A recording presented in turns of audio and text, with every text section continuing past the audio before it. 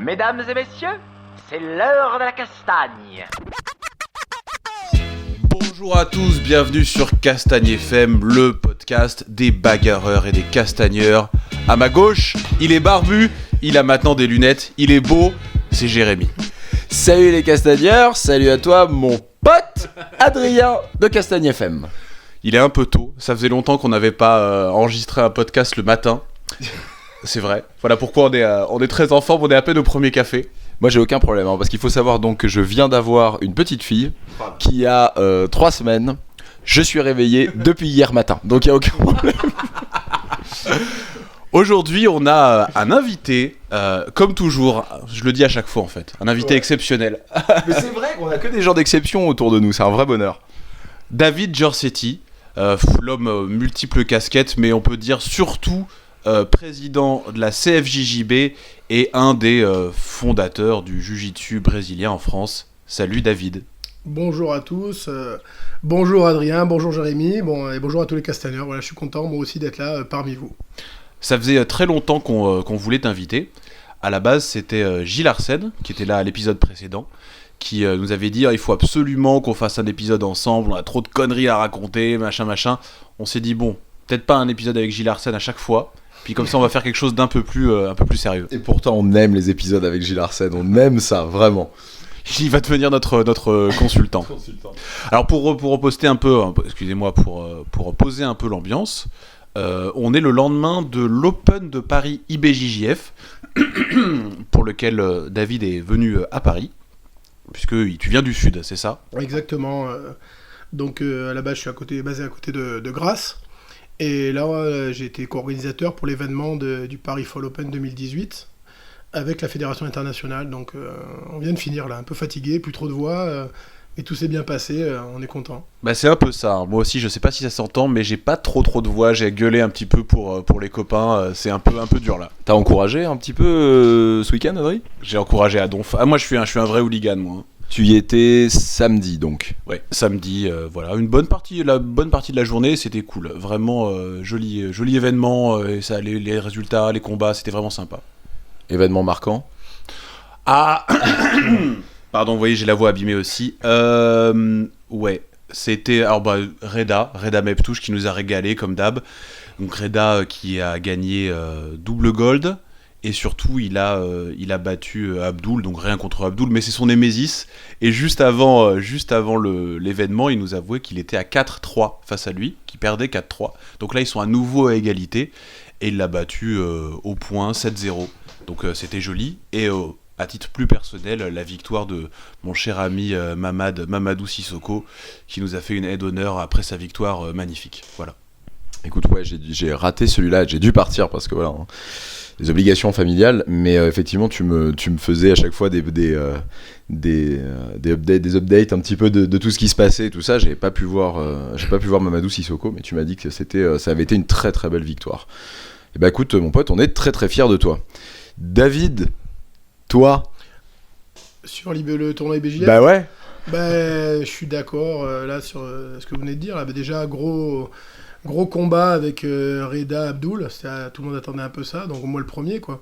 J'ai trouvé Reda très très en forme, j'ai trouvé au niveau technique beaucoup plus fort qu'au championnat de France. Je pense qu'il a beaucoup travaillé. Il revient du Japon en fait. Il nous explique qu'à chaque fois qu'il expliquait avec ce même micro, que ça le ressourçait. Mais Reda, au-delà de l'aspect technique, il y a toujours le show. Quand tu le vois avant de rentrer sur le tatami, il donne toujours envie Reda. Il y a un vrai truc, tu vois. Il y a un vrai truc où c'est une vraie star. Oui, c'est ça. C'est un gros compétiteur. Mais c'est vrai qu'après, quand on se tape dans la main et que ça commence, j'ai trouvé vraiment le niveau technique, ça je regarde moi en premier, plus que le show avant et le show après. Et j'ai trouvé vraiment qu'il était fort parce qu'Abdul, c'est un gros client. D'ailleurs, on a dit les résultats qu'ils avaient déjà fait auparavant. Et franchement, j'ai été agréablement surpris. J'ai pas de favori ni pour un ni pour l'autre. C'est vraiment le compétiteur. Mais je trouvais Reda très fort. Je trouvais qu'il avait dû travailler sur la dernière défaite qu'il avait eu au championnat de France. Il était au niveau technique, il avait bien son game plan qui était préparé. Il m'a impressionné, j'ai trouvé très fort, voilà. Et est-ce que tu as vu cette image qui, pour moi, hyper marquante ? C'était je crois que Reda renverse Abdul. Ouais.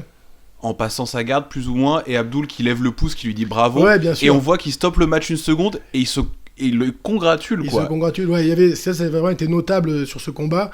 C'est que ça, c'est tout à remettre à Abdul. En fait, c'est un compétiteur qui a un très bon esprit, en fait. Et il est extrêmement puissant, lutteur très fort, un gros niveau en jiu-jitsu, une vraie ceinture marron, il m'impressionne, vu son bagage de lutte de départ. Et il a un mental d'enfer, ce gars, parce qu'en fait, c'est un vrai guerrier.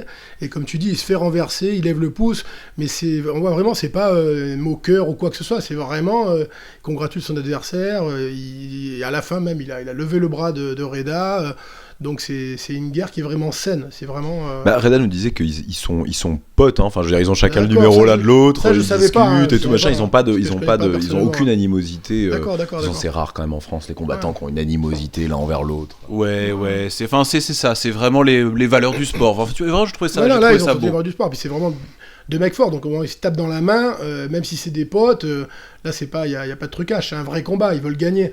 Donc, Alors là, après, c'était indéniable. Hein. on va dire, ils peuvent se faire mal sur une position, sur une projection, sur une clé. Ils peuvent, je veux dire, ils se rendent vraiment dans l'art, comme je dis moi. Donc, à la fin de voir ça, il y a pas de. Franchement, c'était vraiment, c'est beau, quoi. C'est un beau moment. Il y a le lien du combat sur le Facebook CFJJB. Ouais, on a retransmis pas mal de combats. Donc, c'est vrai qu'on a essayé d'en faire le plus possible. C'était pas facile, mais je pense qu'il est, il est dessus, bien sûr. Il est.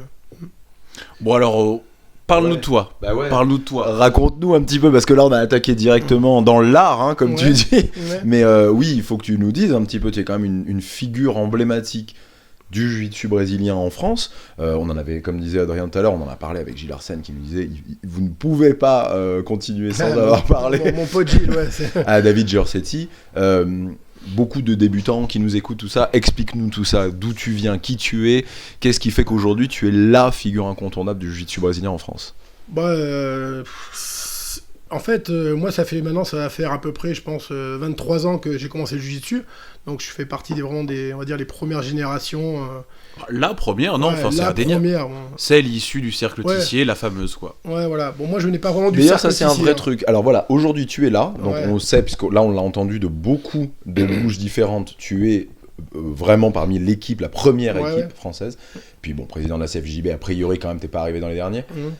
Combien vous étiez au cercle Tissier et qui était là? Mais en fait, moi, j'ai jamais été au cercle Tissier. Donc ça, on remet les pendules à l'heure, voilà. En fait, moi, le cercle Tissier, c'est Paris. Moi, je viens du Sud. Donc, quand le jiu-jitsu a émergé du fait des vidéos de Royce Gracie, les premiers stages de Rickson, un peu plus près le micro, voilà. Ouais, bah oui, il faut savoir que Pas de problème, les gars, pas de problème. David s'attendait certainement à un studio incroyable et tout. Là, ici, voilà, il a découvert la vérité. Tu tiens à casser l'image du studio Castagne FM, Jérémy, ces Non, dernièrement, c'est là. magnifique, il y a des lumières, des spots, et tout, ça brille à tout Les va, c'est- hôtesses à l'entrée. Magnifique, voilà. magnifique, les cafés, déjà tout a été servi, parfait. Non, sans blaguer. En fait, moi, dès que j'ai vu, un peu comme tout le monde, la plupart, les premiers UFC, Royce, tout ça, j'ai commencé à dépioter, décrypter le triangle, l'armlock. Je venais pas du tout de ce milieu-là. Moi, je venais du karaté, j'avais fait plusieurs résultats au niveau karaté, donc j'ai dit, je vais faire ce sport de dingue. Et j'ai fait le premier stage avec Royce à Paris, donc j'ai pris l'avion, je suis monté, je suis redescendu, je dis, il faut que je fasse ça. Je suis parti direct m'entraîner. Il y a eu une Coupe de France, je crois, la toute première sur Paris. J'ai fait un résultat et on m'a qualifié. Mais qui était là? Qui est venu qui était là, combattre en fait, voilà. Alors en fait, c'était à cette organisé première Coupe de à France? l'époque par Guy Mialo. C'était lui le premier, le pionnier des organisations. Et en fait, il était déjà en relation avec Christian Derval, le Cercle Tissier. Donc il y avait déjà un groupe sur Paris qui s'entraînait. Et les gens des quatre coins de la France qui voulaient faire du jiu-jitsu, donc on sait qu'il y a un championnat du jiu-jitsu qui montait pour aller faire ce championnat. Donc moi je suis monté indépendamment. Et ce n'était pas avec que eux. jiu-jitsu brésilien ou ça englobait aussi ce qu'on appelle le jiu-jitsu combat, qui est le Ah jiu-jitsu non. traditionnel? C'était jiu-jitsu déjà brésilien. à l'époque, Guimialo faisait. Et il y avait du monde? Ah là, maintenant, je vais te dire, je saurais même plus te dire, parce que ça fait déjà, je sais pas, quasiment, c'est 23 ans, mais peut-être était la compète une petite centaine, tu vois. Mais t'étais mélangé, il n'y avait pas de ceinture, peut-être chez nous on était 80, je me rappelle même plus, c'est tellement vieux. Je me rappelle des combats, des gens qui étaient là, les pionniers, tu vois, du jiu-jitsu, comme Aziz Chirigui, etc., les gars de Paris, Patrick Bittan, Raphaël Schmitt, enfin il y avait déjà du monde qui était là, Lana Gera, Gilles Arsène, les tout premiers qu'on fait. Mais là, tout le monde venait un peu du judo, un peu de la lutte, un peu du karaté, un peu de tout et de nulle part, avec 2 clés de bras, 2 pseudo-triangles appris sur internet en voyant Royce Gracie. Voilà, c'est moi, ça. c'était ça. Hein, ça devait être. C'était pas dangereux un peu? C'était un peu dangereux parce que là, je me rappelle pas de services de sécurité, je me rappelle pas de règles bien établies, je me rappelle pas d'arbitres compétents. Mais je parle surtout au niveau, enfin, pour la santé des combattants, c'est-à-dire en plus avec ce qui s'est passé aussi ce week-end, on pourra en parler un petit peu plus tard parce qu'on pense très très fort à Samuel Monin. Mais c'est important quand même qu'il y ait un service médical quand même sur place. Moi, je commence aucune compétition s'il n'y a pas le service médical. La compétition, elle commence même pas. C'est obligatoire, c'est primordial. J'ai déjà vu heureusement, on n'a pas eu d'accidents graves, mais quand même des accidents, des ligaments qui pètent, des bras cassés. Enfin, il y a quand même des trucs assez. C'est sérieux. C'est dur, donc moi je peux pas commencer une compétition si j'ai pas le service médical. Je la retarde, mais je la commence pas. Enfin, t'imagines, personne savait vraiment ce que c'était le jiu-jitsu brésilien. Et il y avait, t'imagines le niveau des arbitres. Mais non, mais c'est simple. Déjà à l'époque. Justement, c'est là que je me pose la question, c'est est-ce que ça valait le coup de faire ça, quoi? Enfin, je veux dire, c'est comme le premier UFC, tu vois, je veux dire. En fait, il y avait pas de niveau, en fait. Il y avait pas de niveau, il y avait pas d'arbitre, tu vois, donc. De toute façon, voilà, hop. Voilà, ça a commencé, en fait. Après, j'ai même pas critiqué parce que c'est grâce à ça que ça a émergé, que ça a commencé. Guy Mialo a le mérite de organiser avec les moyens du bord. C'était un des premiers à aller au Brésil, donc il avait déjà décrypté les codes, on va dire, de l'arbitrage. Quand tu donnes les noms et les prénoms, parce que toi tu les connais et tu as l'habitude, et c'est vrai que tu parles très très vite et les gens ont vraiment envie d'entendre, donc tu parles de Guy Mialo. Guy Mialo, ok. Voilà, c'était le pionnier, on va dire, au niveau de l'organisation des combats de jiu-jitsu brésilien. Donc c'est lui qui a amené la première équipe, on va dire, pseudo, l'équipe de France, qui avait été sélectionnée par des sélections bizarres, en fait, parce qu'on venait combattre, on fait des résultats, donc on était sélectionnés, oui, on nous demandait de venir, on payait notre billet, on allait combattre. Mais il avait... Au championnat du monde au Brésil. Voilà. Ça, Gilles Arsène nous en avait parlé. Mais il a quand même eu le mérite de regrouper ces gens-là, de prendre l'initiative, d'avoir les contacts au Brésil pour nous recevoir. Moi, la première fois... parce que moi j'ai pas participé au premier mondial en 96. Je commençais déjà les compétitions, je commençais à m'entraîner, mais j'avais pas été encore décelé par le sélectionneur national.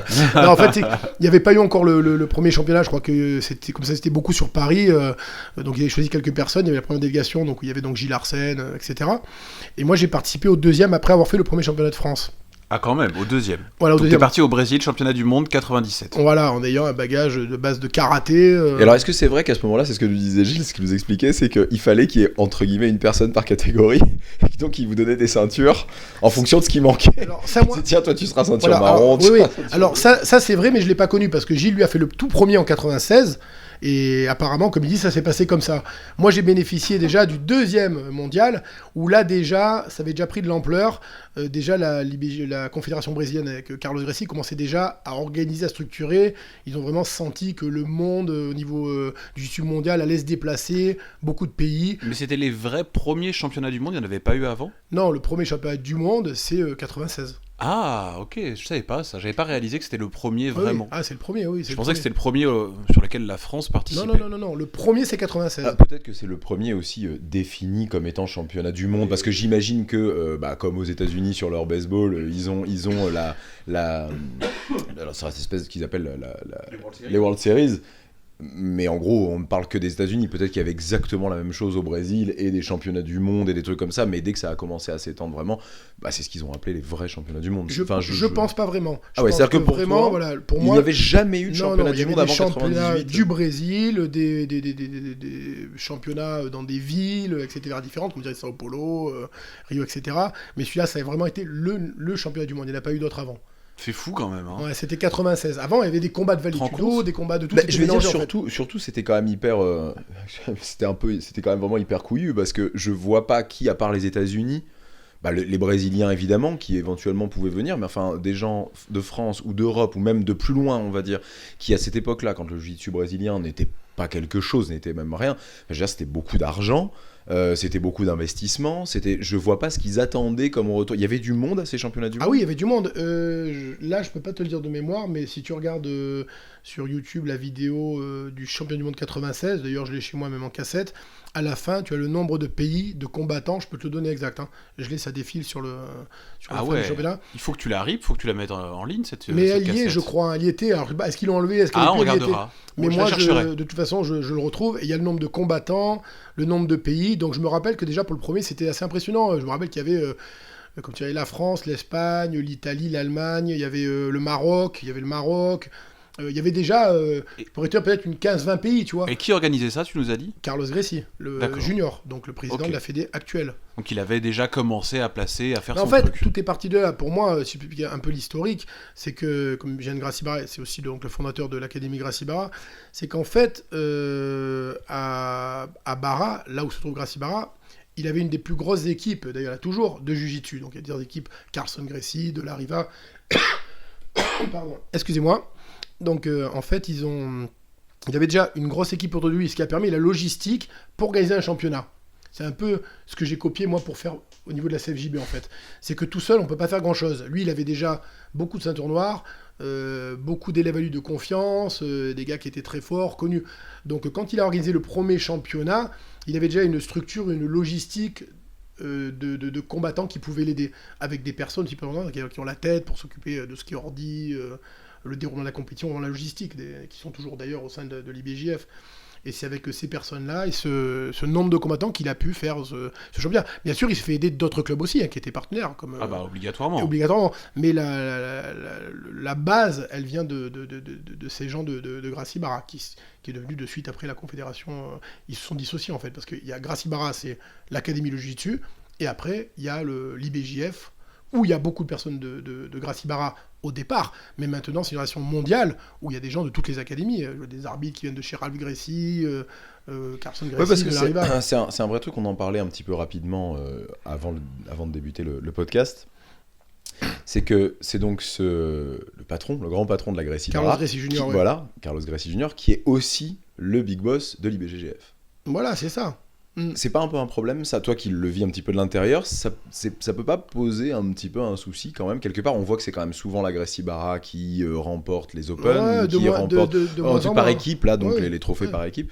D'ailleurs, les résultats d'équipe, pas les trophées par équipe. Tu t'as pas la sensation qu'éventuellement, même par rapport aux autres équipes, ça peut poser des questions, ça peut se dire un petit peu, bah oui, mais quelque part, ils peuvent les favoriser. Non, ils les favoriseront jamais parce que s'il y a eu ce développement aussi important du Jiu-Jitsu dans le monde, au niveau donc des compétitions, du développement, c'est vraiment pour moi grâce à Carlos Gracie Junior. C'est lui qui a créé le premier championnat du monde.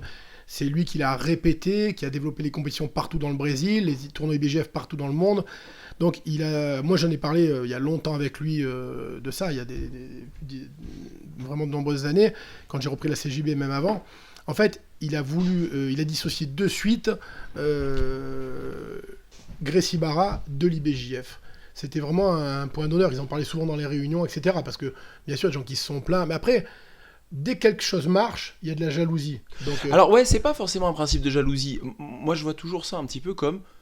C'est un sport qui est très compliqué, le jiu-jitsu brésilien, qui est très difficile, psychologiquement, physiquement, et puis économiquement, parce qu'il n'y a pas d'argent. bien sûr. Et je trouverais pas ça fou, si tu veux, qu'un club, sans en citer par exemple, mais sur Paris, voilà, un club qui dise, bah oui, mais enfin, c'est toujours la Gracie Barra qui remporte, parce que c'est vrai, hein, c'est quand même toujours le Gracie Barra qui remporte le trophée d'équipe, c'est-à-dire le résultat final du nombre de médaillés, tout ça. Alors, tu vas me donner la raison, c'est tout simplement qu'il y a beaucoup plus de Gracie Barra que d'autres écoles, tout simplement. Oui. Alors, déjà, voilà, je vais te dire sur ça. Alors, c'est pas toujours. Si tu veux qu'à regarder les derniers championnats du monde, tu verras que c'est pas Gracie Barra qui a gagné. C'est vrai. Là, on parle de l'Open de Paris, on a des gros clubs, il y a le club Gracie Barra à Les Paris. Open, c'est quand même très souvent Gracie Barra. Hein. Mais ça dépend où ça se trouve, où ils se trouvent, les Open.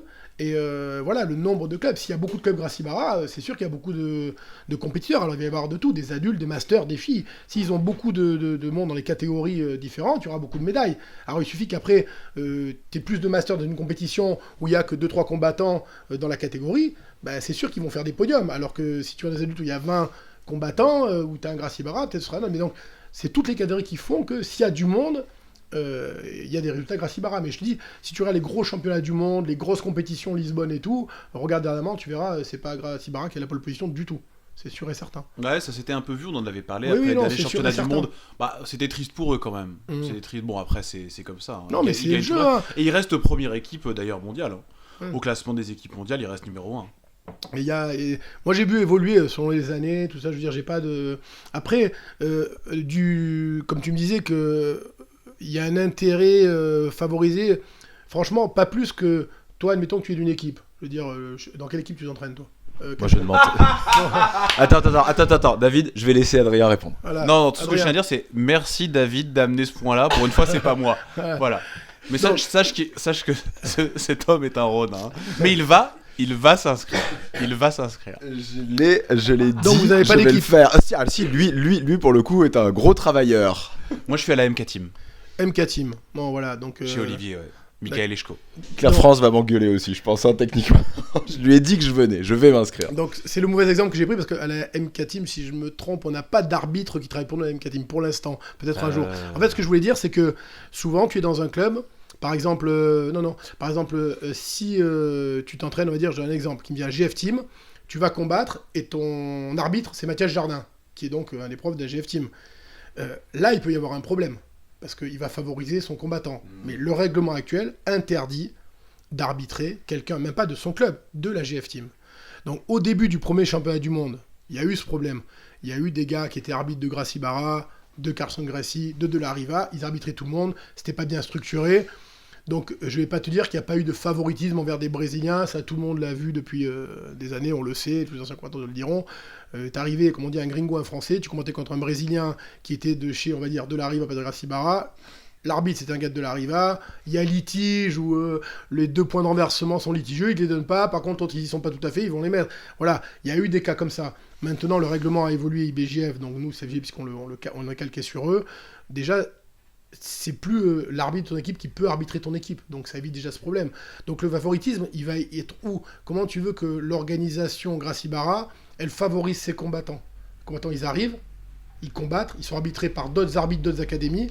Ils vont absolument pas favoriser Gracie Barra. Après, maintenant, qu'il y ait des résultats importants, parce qu'il y a beaucoup d'académies Gracie Barra dans le monde, qu'il y a beaucoup de combattants dans cette compétition, il faut remettre attribuer à César ce qui est à César. C'est indéniable. Et puis, voilà. on l'a vu à Paris ce week-end. Chaque équipe arrive avec des fois des noms. GF Team Lyon, GF Team Nice, elles n'existent pas. Enfin, si elles existent en l'occurrence, celles-ci. Mais quand c'est Gracie Barra, ils combattent tous sous Gracie Barra. Oui. Donc quelque part, ça fait monter les points de l'équipe. Hein. C'est très clair, c'est les plus nombreux. Bon, normalement, ils doivent se regrouper, tous les GF Team aussi ensemble. Hein. Normalement, ils se regroupent aussi. Hein. Ah, ils sont regroupés, vous faites ça le décompte? Oui, non, même au niveau international, ils le font. C'est-à-dire que tous les GF Team, ils sont regroupés sous une seule GF Team. Les grosses équipes sont regroupées. Ce que tu peux voir, toi, c'est des équipes plus petites qui appartiennent pas à une grosse organisation. Voilà. Mais quand c'est GF type Team... MK Team, par exemple. Voilà. Donc ça, c'est sûr que pour MK Team... comme d'autres, hein, c'est comme ce serait la mienne. Si moi je mets, comme on dit, compétition Team Jursetti, c'est dur de rivaliser avec une équipe Gracie Barra et avoir 100 combattants. Si moi j'amène 2 combattants, 10 combattants, 15 combattants, tu peux pas accéder au podium. Maintenant, le jour où MK Team, ils ont déjà plusieurs académies en France. Ça commence à monter. Plutôt qu'ils en aient une dizaine, je sais pas. Demain, ils en ont 50 ou 100 en Europe, ben, ils pourront accéder au podium. Mais c'est le nombre qui va faire ce résultat. Donc, favoriser dans ce sens, oui. Mais si la MK Team a décidé de s'appeler MK Team, il faut pas s'étonner si à Lisbonne ils apparaissent pas, je dis MK Team quand je dirais compétition Team Jursetti, c'est pareil. Bien sûr. On prend l'exemple. Donc il faut pas s'étonner si à Lisbonne ils seront pas dans les 3 premiers du podium, ou alors ils ont vraiment 10 mecs super forts, comme on disait. Voilà, pour parler de la stratégie des équipes, il y a vraiment un intérêt à être premier, tu gagnes quelque chose. Ben, tu gagnes, que c'est de la publicité pour ton club, des compétiteurs, oui c'est tout, il n'y a pas d'argent à gagner. Parce que ça on l'a vu, hein, que Gracie Barra soit premier parce que c'est les plus nombreux, c'est pas aussi prestigieux que Athos, qui sont 3,5 et qui arrivent deuxième. Et en l'occurrence, ils étaient premiers cette année. Donc, c'est pour ça que je dis, ça veut tout et rien dire. C'est un classement des clubs. Après, il y en a qui vont voir, comme on dit, moi je dis je suis Gracie Barra de cœur, j'ai mes raisons, parce que je me suis entraîné vraiment à la grande époque. Parce que maintenant, bon, bien sûr, la plupart sont expatriés aux États-Unis, enfin il y en a partout dans le monde. Mais moi je m'entraînais à Gracie Barra de l'époque vraiment où Carlos Gracie Junior était sur les tapis. Je roulais avec lui, Marcio Fitosa, Gordo, l'inventeur de la demi-garde, Soka qui avait gagné les premiers à Abu Dhabi. T'es un vrai Gracie Barra, toi. Ouais, Pédépan, voilà. Non mais c'est une époque, j'entends des fois sur des podcasts certains... Sur le nôtre, balance. Non, le vôtre, je suis tombé aussi, je me suis mis à écouter aussi les podcasts des frères Olivier, là, je trouvais ça sympa, quand alors j'écoute rien pendant, ça sort, on m'en avait parlé, puis d'un coup, là, en voiture, j'écoute d'affilée, ils parlaient de la même chose. Moi j'ai un peu la nostalgie des anciens mondiaux avec les anciens combattants, moi les guerres, voilà, Roger Gracie, Jacques Harré, les Saulo Ribeiro, Margarita, les Tereré, Fabricio Verdun, des Pédépan, voilà. C'est des trucs qui m'ont vraiment marqué. Ça te fait plus rien aujourd'hui de voir Keenan Cornelius qui arrive Si. jamais premier, ça te fait pas c'est vibrer pas la autant. même, c'est pas la même chose. J'aime bien Keenan Cornelius. Je reconnais le niveau de la tête, l'ingéniosité, l'intelligence, l'innovation qu'il apporte au jiu-jitsu. Après, c'est pas spécialement mon jeu, bien que si je travaille l'appel comme tout le monde, je connais, on le travaille pour défendre, Il y a etc. il y a un côté plus assis aujourd'hui dans le jiu-jitsu brésilien et je comprends ce que tu dis, surtout vois. quand on te connaît un petit peu et qu'on connaît ton caractère et qu'on Ouais. connaît comment tu fonctionnes, qu'on sait un petit peu comment tu fonctionnes.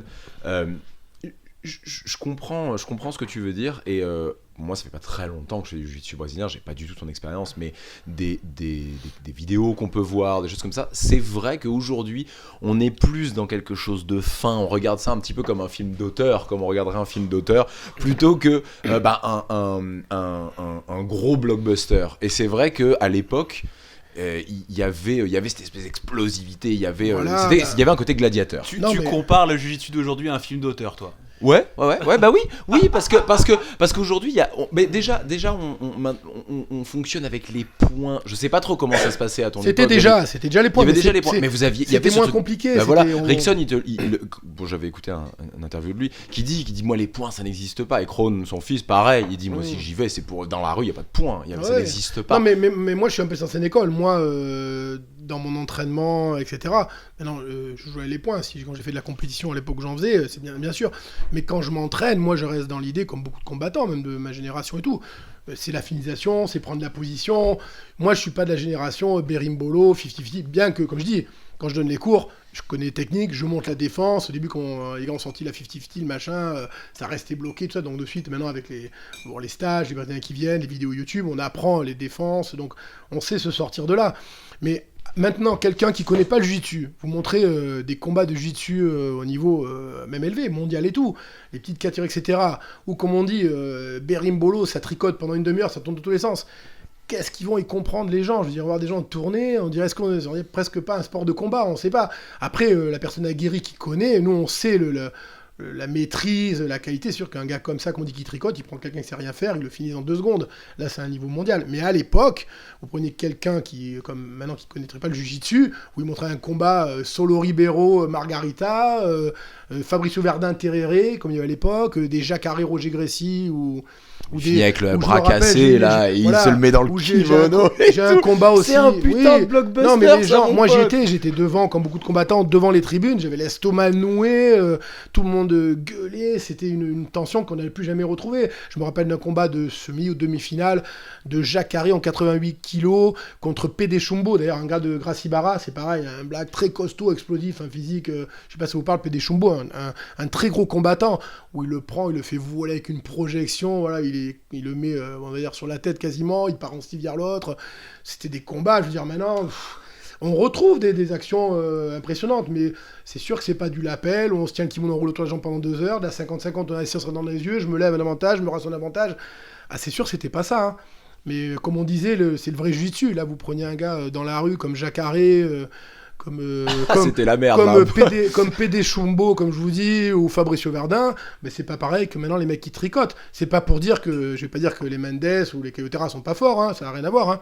Mais pour quelqu'un qui ne connaît pas, qui est pas aguerri, C'est ce qu'on appelle du jiu-jitsu sportif. voilà, c'est devenu du sportif. Après, comme je dis, attention, ouais, ces gars-là sont quand même, c'est le sommité de l'art actuel en 2018, hein, parce qu'il faut remettre maintenant, il faudrait voir ce que ferait un combattant de 97 contre un combattant maintenant de 2018. Bon, il se ferait tordre, hein.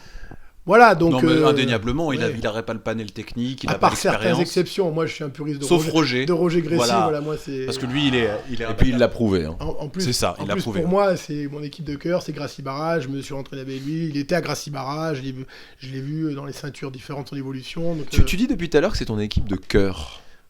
mais Parce que tu t'entraînes encore. Oui, bien sûr, oui, mais là j'ai pas été au Brésil depuis la dernière fois que j'y étais, c'était Enfin, il n'y avant... a pas besoin d'aller au Brésil pour être chez Gracie Barra, c'est ça qu'on veut dire. Oui. Pourquoi tu dis ton équipe de cœur Bah parce qu'en fait, chaque fois que j'allais au Brésil, chaque année, j'ai été de nombreuses fois, 2 fois par an, même 3 des fois pendant 9 années.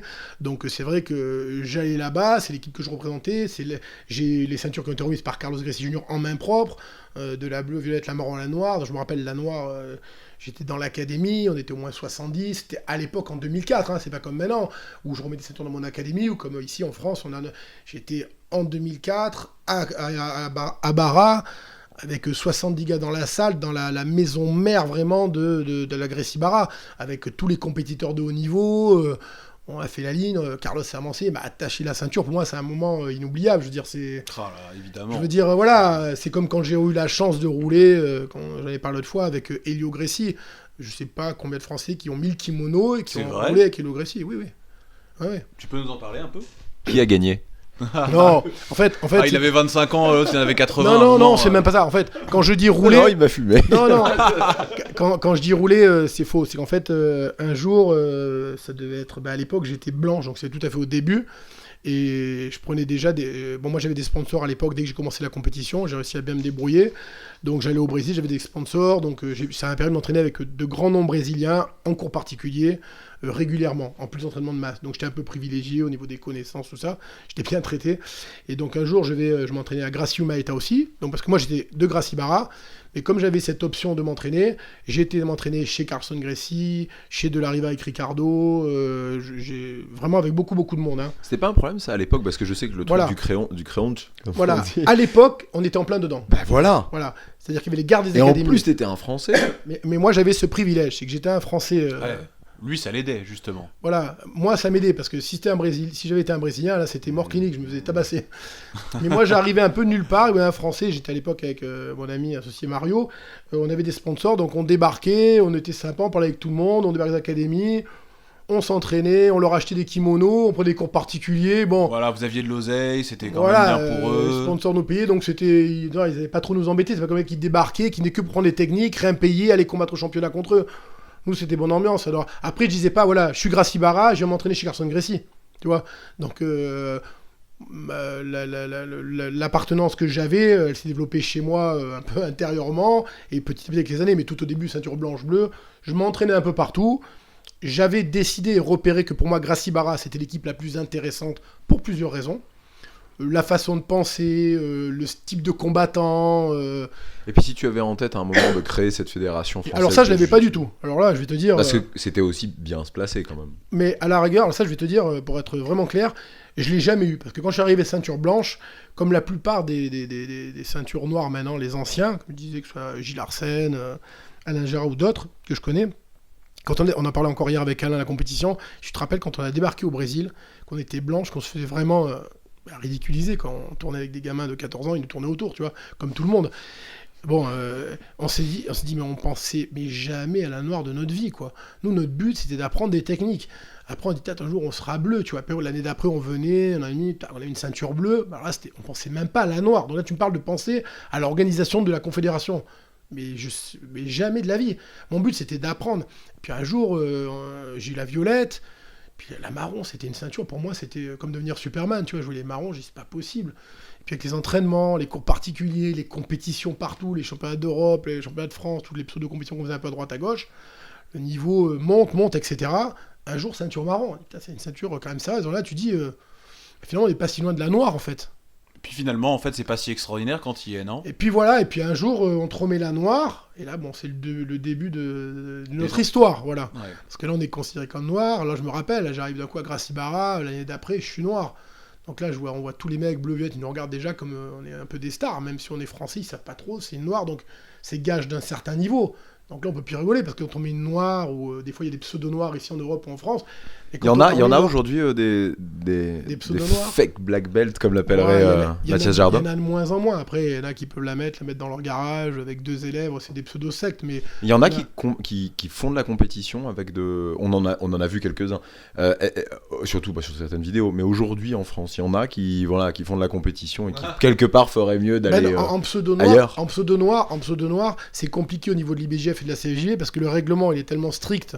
Pour avoir la reconnaissance de ceinture noire, la licence, il faut passer par un gradé qui valide, il faut un certain nombre d'années, etc., que nous, à la CFJB, on ne peut pas avoir de pseudo-noir. Le gars qui combat sous CFJB ou IBJF, il est obligé d'avoir une licence reconnue. Je ne parle même pas de diplôme de Black Belt Certificate, là, que certains veulent avoir pour les Dan, etc. Je parle juste d'avoir une licence. Pour avoir une licence noire, il faut avoir un passif, qu'on soit enregistré depuis un certain nombre d'années, que le professeur soit reconnu, officialisé, etc., etc. Donc moi, en CFJB, je ne peux pas avoir une noire qui est une fake noire, ça n'existe pas. Après, libre à n'importe qui de mettre une ceinture Mais du noire noir. et de dire Moi- qu'il est ceinture noire de jiu-jitsu brésilien. Après, le truc c'est que ça, on l'a tous vu les 2-3 vidéos qui tournent sur internet. Voilà. En jiu-jitsu brésilien, il faut pas le faire. Il faut pas le faire, on est vite... Ah non, parce qu'il y a vite un mec qui va arriver pour Moi j'ai t'expliquer. des anecdotes personnelles, je veux pas trop citer de noms, mais nous dans le sud, il y a eu Mais des... pourquoi il faut citer des noms? Oh, mais à l'époque, on Non, mais rigolait on bien. coupe le moi, j'ai- micro et tu nous racontes. Non, mais... Castagne FM, le podcast qui dénonce. Non, bah, parce que à l'époque, donc parce qu'après on a sauté, on parlait de la création de la CFJ, donc j'avais pas du tout, comme je dis, l'idée de faire ça. Voilà. Après, donc moi c'était 96, 97, les mondiaux, on s'entraîne, on prend du niveau, la ceinture, et à un moment donné, donc la CFJB se crée. C'est pas moi qui en suis, c'est pas moi qui ai initié cette histoire. En fait, c'était Aziz Chirigui au début qui a dit on va développer ça sur Paris avec Carlos Gracie, etc. Alors attends, j'ai une petite question avant toute chose. Pourquoi on appelle ça une confédération? Pourquoi c'est pas la fédération? Parce qu'on n'a pas le droit de s'appeler fédération tant qu'on n'a pas l'agrément ministériel. On peut pas se nommer fédération en France. Et qu'est-ce qui empêche d'avoir un agrément ministériel? Bah, c'est qu'on a un sport, on va dire, entre guillemets, trop nouveau, trop neuf. Ils donnent pas des agréments à un sport qui apparaît comme ça. Il y a des lobbies, il y a des grosses... il y a le judo, il y a tout ça. On peut pas taper la porte Il y a du le nez. judo, quoi. Ouais, il y a le judo déjà. Non, voilà. moi, je balance. Voilà. Non, et Faut puis- chier tout le monde un peu non, quand mais c'est même. pas ça. C'est le que judo, là, non actuellement, à la CFJB, on est... Mais entre le jiu-jitsu brésilien et le MMA, enfin, Oui, oui. bon, quoi, Mais- c'est un problème. Mais bon. il y a le judo, bon, le judo bien sûr, mais il n'y a pas que le judo, c'est que actuellement, nous on a clôturé la semaine dernière un peu plus de 7000 licenciés, d'accord? L'année d'avant on était un peu plus de 6000, donc on a une croissance constante, ça c'est très bien, mais si on repart 10 ans en arrière à la création de CFJB, on était, on va dire 300, après 800, donc pourquoi quand on a commencé on n'a pas eu un agrément? On va pas aller au ministère, mais un agrément pour 300 Oui, combattants. mais aujourd'hui, Aujourd'hui on a 8000, donc on se rappelle déjà plus de quelque chose de concret que quand on était 300, 1000 ou 1005. Et qu'est-ce qui t'empêche de le faire? Juste, t'as pas le temps, tu t'en fous ou- Non, pas du tout, je m'en fous pas. Non, non, non, non. C'est que, comme vous pouvez le voir, de cette année à l'année dernière, à l'année d'avant, etc., la CJU, elle a explosé au niveau des compétitions, de la qualité, des organisations et tout. Ouais. Donc c'est beaucoup de travail. Donc en fait, on est en train de construire et d'étayer un dossier de plus en plus, on va dire, costaud, pour que le jour où on aille se présenter avec un truc, on soit pas recalé de suite. C'est sûr que quand on a 8000, c'est mieux que 3000, mais quand j'aurai 10 000, ce sera mieux que 8000. Et quand on a aussi, par exemple, actuellement on fait plus de 15 compétitions sur l'année, il y a quelques années on en faisait une dizaine, etc. Quand on leur montre un dossier, on fait tant de compétitions avec un système de sécurité, on a des primes, on a tout qui va bien, plus un nombre d'athlètes, de licenciés importants. Je pense qu'à un moment, ça va être difficile de nous le refuser. Mais on essaye, il y a tout un protocole à établir, un dossier vraiment Ouais, fourni. et Voilà. c'est très politique en fait. C'est hein, très compliqué. politique. Et on je a suis des, d'accord, on a des c'est barrages, très hein, politique, on a mais des qu'est-ce barrages, qui t'empêche de dire non, ce sport-là, non? Mais qu'est-ce que ça peut. Vraiment, Alors, c'est candide de ma part. L'argent. Qu'est-ce que ça t'en. En quoi c'est un problème? l'argent. Ouais, Parce qu'en tant que fédération sportive, je suis persuadé qu'ils ont droit à de l'argent. bien sûr. Et donc, l'argent qui va au jiu-jitsu n'ira pas Voilà. Ah, au judo. Au judo. Non, j'ai fait exprès, c'était une blague là. C'était foiré, mais c'était une blague. Non, mais n'ira pas à une autre fédération, donc voilà. Il faut se rapprocher de judokas qui font du jiu-jitsu brésilien. Il y a des gens qui ont. Je pense par exemple à Pascal Fleury, qui est quelqu'un qui est très actif dans le judo, mais qui est aussi très actif dans le jiu-jitsu brésilien. Et ça, ce sont des gens, je suis sûr, qui seraient ravis de voir le jiu-jitsu brésilien. bien sûr, mais nous, on n'a pas que des amis. Moi, j'ai beaucoup de personnes depuis le début qui nous ont aidés, qui viennent du judo, qui sont dans le judo. Enfin, beaucoup. On en a quelques-unes. Après, ils se sont mis des fois en porte-à-faux, ils se sont fait un peu taper. Moi, j'ai des cas où on nous a aidés, ils se sont fait taper un peu sur les doigts. On dit l'année prochaine, on les veut pas. On nous fait Alors que ça leur barrage. ferait tellement de bien de pouvoir profiter parce que on le voit hein, sur les compétitions internationales en judo. Le sol, il y a un vrai problème aujourd'hui pour nos judokas français. Ah oui, le bon, sol au niveau des français. compétitions judo pures, oui, bien sûr. C'est... Ça Mais c'est fou. ça leur ferait tellement de bien. Ah ouais. Ah non, Ah, mais c'est ils ont sûr. tout l'oseille, ils peuvent en vivre et voilà. Voilà, puis c'est un lobby. Là, maintenant, ils ont monté Bah oui. leur combine Newaza. Ils appellent pas jiu-jitsu brésilien. Voilà. T'as dit leur combine, hein? Bah, moi, ça me fait rigoler. Pourquoi ils ont attendu que le jiu-jitsu apparaisse en France sous forme de confédération ou même autre au début des compétitions pour voir que la mayonnaise prenait, que les gens voulaient faire du sol. Il y avait la mode avec tous ces gens qui voulaient faire du graisse jiu-jitsu avec les UFC. Et d'un coup, voilà, le Newaza, Alors- ça revient à la mode. Alors au début, ils ont pris ça un peu à la rigolade. On va faire du Newaza. C'était pas terrible. Et là, d'un coup, maintenant, ils imposent vraiment. Il y a des championnats, Oui, alors, ils essayent de développer, de récupérer du monde. et puis il y a des championnats du monde de Newaza qui sont en ce moment là, non? Ou c'est C'était ce passé? week-end, là, C'était c'était ce week-end, vendredi, il y a eu samedi, ouais, je crois. Bon, après le Newaza, c'est bien organisé pour le coup, mais alors, par contre l'arbitrage, Bah, ça doit être catastrophique. c'est catastrophique. Mais c'est pas possible. Mais les arbitres sont de bonne volonté, hein. Mais c'est juste qu'ils sont pas formés, c'est Mais trop ils sont compliqué. pas du tout compétents. Ça n'a rien à voir. Ils ont l'argent. Hmm. Ils ont des arbitres, on va dire que leur métier ou pas leur métier, qui sont là pour ça. Donc la volonté est liée, ils ont l'argent, mais ils n'ont pas les compétences, Ah, ils n'ont pas le savoir, ils n'ont pas l'historique. Alors que toi, tu les as, tu as ce matériel-là, Ah, ce bien matériel entendu. humain. Mais on l'a depuis le On les départ. a vus les Ce que je arbitres. veux dire, c'est que c'est gâché. Bien sûr, c'est Bah, bien gâché. sûr. Bien sûr, c'est gâché. Mais moi, demain, je pourrais parler avec le président de la Fédé de judo, machin. Moi, à la rigueur, j'attends que ça pour qu'il y ait une discussion, même pour Et les aider en plus, au final. les aider, machin. Mais le problème, c'est qu'il ne faut pas toujours tirer la couverture qu'à soi.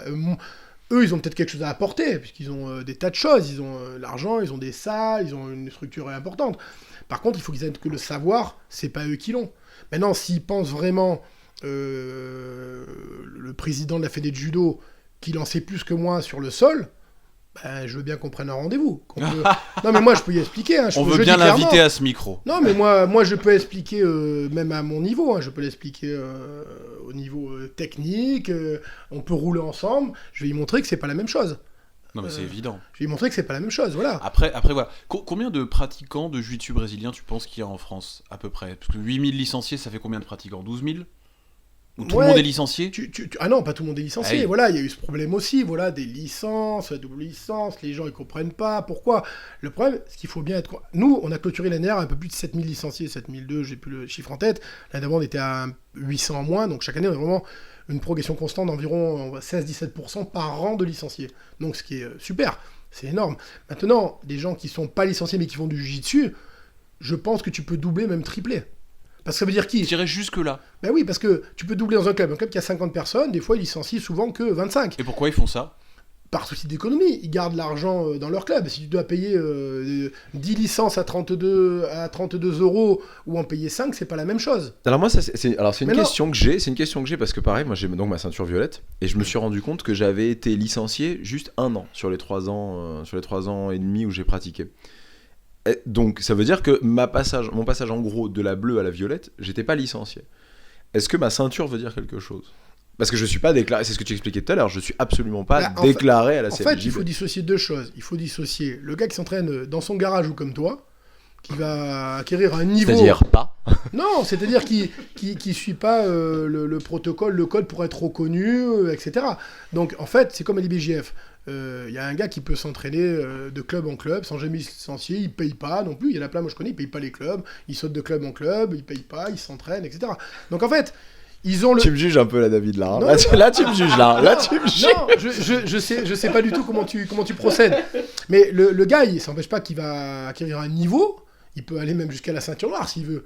Maintenant, le problème, c'est est-ce que le gars il fait ça et toute sa vie ce sera ça, il est violet, marron, noir, puis dedans tu rentres sur ton canapé, tu dis à ton fils je suis noir et puis voilà, tu fais jamais de compète, tu demandes pas une Putain, tu me licence juges à ta- vachement là quand même. Hein. Mais Là, tu me violentes là. Apparemment, t'es le cas précis. Non mais je veux dire, j'ai des cas comme ça. Et Tu nous fais chier, Jérémy. Est-ce Tu que- nous fais chier. est-ce que- On essaye de créer une belle Voilà, confédération. voilà. Il y a des mecs comme toi. T'es un connard. Non, il faut de tout. Et puis ce que je veux dire, c'est qu'il y a quelques personnes, il y en a beaucoup, mais des personnes qui ont suivi ton chemin, mais il y en a beaucoup qui nous rejoignent, qui s'aperçoivent en fait. C'est-à-dire que, comme on dit, il vaut mieux tard que jamais. Après, je comprends qu'il y en a qui disent, ouais, mais pourquoi je vais payer? Mais en fait, on te demande de payer, parce que c'est bien évident qu'ils ont été subventionnés comme le judo. Il y aurait plus d'avantages, beaucoup de choses qui seraient moins chères, les compétitions, etc. Mais c'est pas le Il y a un cas. vrai truc parce que tu parles depuis tout à l'heure de payer. Il y a un moment, les gens vont. Moi, c'est pas un problème de payer, hein, techniquement. C'est juste que j'ai beaucoup déjà d'amis. d'appartenance. C'est Voilà, juste déjà que j'ai beaucoup d'appartenance. d'amis. J'ai plein d'amis que j'aime voir. Et pour moi, le sport, c'est ça avant tout. Mais- C'est ce partage. Tu vois, je Non, suis dans le non, partage. non, mais- je suis dans mais- l'amitié, la famille, exactement. Mais toi, c'est un cas exceptionnel parce que tu es Kleenex, etc. Donc ça, je comprends. Mais il y a des gens, c'est pas comme toi, ils ont pas une marque comme Kleenex. Toi, tu vas chez moi, c'est pareil, pas demander de payer, tu vois ce que je veux dire. Donc c'est normal. Mais déjà, t'as pas d'appartenance de base d'équipe. apparemment. Donc tu vois, déjà c'est ça. Alors que dans le jiu-jitsu, en général, les gens ils aiment même faire partie d'une équipe, d'avoir un professeur. Je me reconnais Makoti, je me reconnais Gokudo, je me reconnais GF Team, etc. Bah, Maccabi, moi, c'est venu d'un truc hyper personnel. C'est-à-dire que j'ai eu une mauvaise expérience, si tu veux, je pense, dans mes débuts. Et aujourd'hui, j'ai cette espèce de retenue un petit peu, si tu veux. Ça s'est pas passé comme je le pensais. C'est ni bien ni mal, si tu veux. On peut pas juger comme ça. Mais ça s'est pas passé comme je le pensais. Et aujourd'hui, j'ai cette espèce d'un petit peu de retenue. Et c'est pas un problème de peur, tu vois. Mais je me dis, ah là, si ça repart encore comme ça, tu t'investis dans quelque chose, dans des relations, dans des choses comme ça. Et en fait, tu te rends compte que, tu vois, derrière, en fait, l'intérêt, il est hyper personnel au gérant de cette académie ou autre, tu vois. Oui. Et ça... Non, mais pour toi, pour en revenir à un athlète qui s'entraîne, on parle donc de licence, pas de licence, qui se licencie ou pas. Le problème, c'est que moi, je fais pas ça pour me mettre en avant. Comme j'ai dit, je l'ai été pendant des années dans les pionniers, dans des magasins. Je m'en fous complètement maintenant. Moi, j'œuvre, ce que les gens savent ou je veux faire comprendre, c'est que j'œuvre pour le développement du jiu-jitsu. Moi, si quelqu'un peut faire ce que je fais, l'équivalent ou mieux, qu'il prenne ma place, qu'il fasse demain. Maintenant, moi, j'ai grand nombre de personnes qui disent tous les jours, David, heureusement que tu es là. Et des fois, je vous dis franchement, j'ai des coups de fatigue. Moi, je fais d'autres choses dans la vie. Tu travailles à côté ? J'ai beaucoup travaillé. Donc, j'ai eu la chance d'avoir un peu de temps pour moi et de pouvoir me concentrer pour le monde du jiu-jitsu. Là, je vais reprendre un peu d'activité de business à côté pour moi, parallèle, parce que j'ai un peu me remettre dans le bain de mes affaires. Mais j'ai beaucoup travaillé à l'époque où j'étais en Italie pendant une quinzaine d'années dans différentes affaires, donc dans l'industrie, etc. Donc, j'ai eu la chance d'avoir un peu de temps là ces dernières années pour m'occuper du jiu-jitsu, de ma famille, etc. Donc, c'est pour ça que j'ai pu aussi développer la confédération. Il faut du temps. D'accord ? Et c'est pas la confédération qui va m'enrichir. Donc, ça, on veut bien te croire. Voilà. Alors les gens qui pensent qu'ils font le calcul rapide, oui, 7000 licenciés, tant de licences et tout, ils sont à côté de la plaque complet. Il y a des comptes qui sont mis chaque année. Frais de fonctionnement. Frais de fonctionnement, la licence elle vaut un prix, il y a tant qui va à la FFST, tant qu'il nous reste, il y a des frais de bureau, des frais de loyer. Pourquoi on a des compétitions de... Et puis t'as des salaires, il y a des salaires des quand même. salaires, j'ai un informaticien à payer régulièrement tous les mois, j'ai des arbitres. Un comptable, expert comptable. Non mais je parle des frais fixes moi. Ouais. J'ai comptable, expert comptable, ça coûte beaucoup d'argent, c'est pas des frais à 500 balles ou 1000 balles, c'est du constant. Je refais des programmes régulièrement pour ce qu'on a en ligne sur notre site, c'est-à-dire les inscriptions en ligne. Cette année passée, on a mis les masters dans toutes les catégories, alors comment ils n'y étaient pas. On a séparé les adultes des masters en noir, toutes les catégories. Il y a beaucoup de choses, les inscriptions pour les enfants. Donc ça me coûte. L'informaticien, il n'en fait pas cadeau. Et je vous garantis, c'est pas, je fais un programme, c'est 300 €. C'est des vrais devis, il faut discuter pour que ça passe dans les budgets, etc. Et en plus, on a des compétitions, je vais le dire, pour moi, d'extrême qualité en France actuellement, parce qu'on a un peu d'argent et que je peux avoir de beaux gymnases, que ce soit partout en France, avoir de beaux tapis, avoir une grosse logistique, des télés, des ordinateurs, un staff extrêmement performant, que ce soit au niveau des arbitres, que ce soit Mathias Jardin, mais j'ai des responsables d'arbitrage, donc Mathias Jardin, Vincent Nguyen, Stéphane Spataro, qui sont les référents arbitrage au niveau national, plus tout un staff d'arbitres impressionnants qui suivent derrière.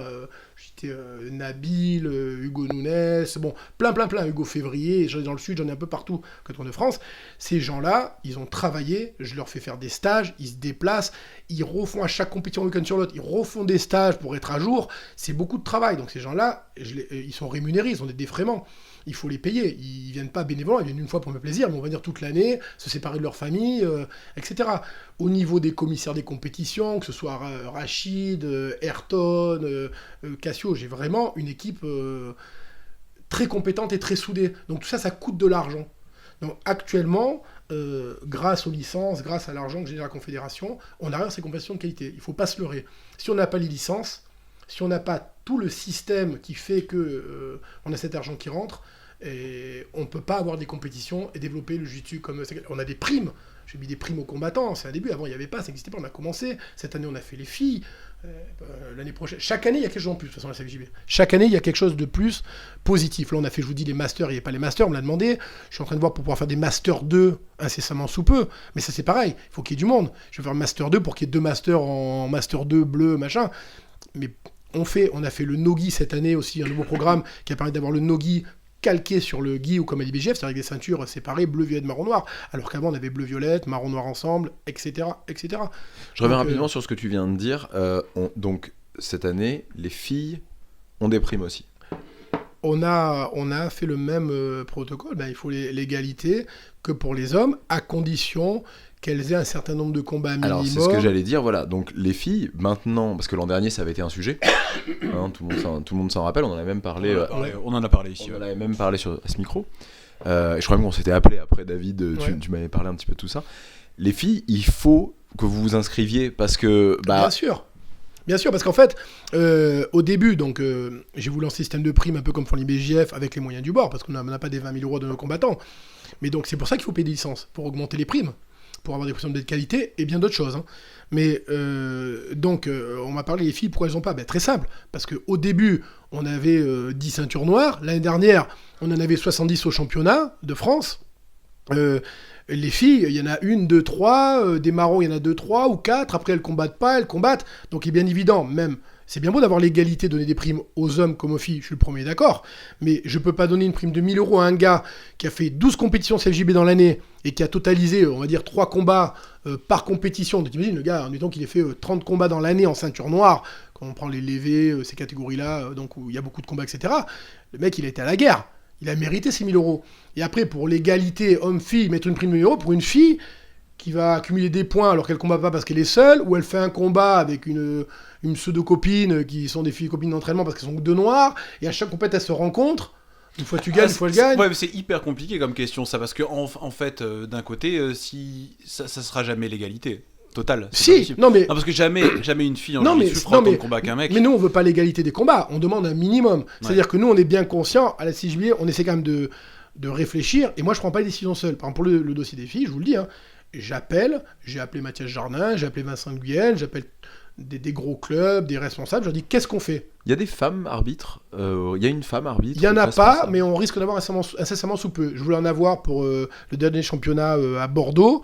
Il va y en avoir. Qu'est-ce qui a fait qu'il n'y en a pas jusqu'à maintenant ? C'est que personne ne s'est jamais manifesté parce qu'il y avait une façon de fonctionner qui fait qu'il n'y en a pas. Voilà, pas du tout. Moi, je rêverais qu'il y ait une fille compétente qui vienne, comme il y a l'IBJF.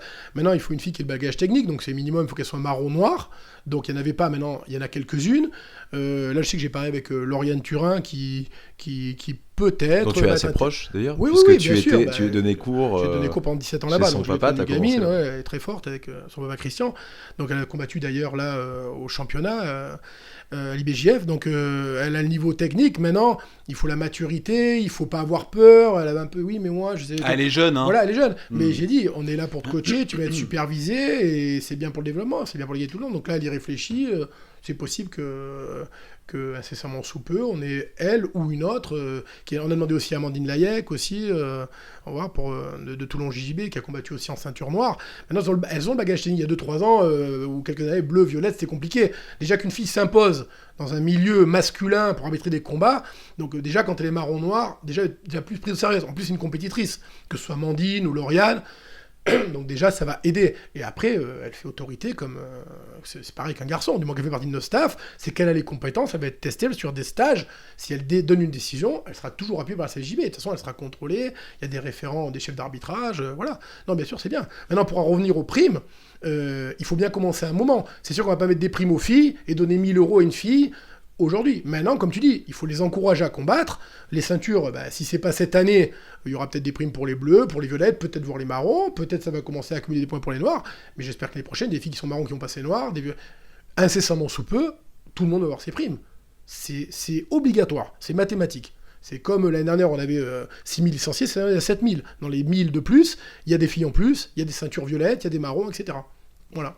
Maintenant, pour en revenir au sujet précédent des licences et du prix, il faut bien comprendre que moi, j'œuvre pour le jiu-jitsu, donc je me base...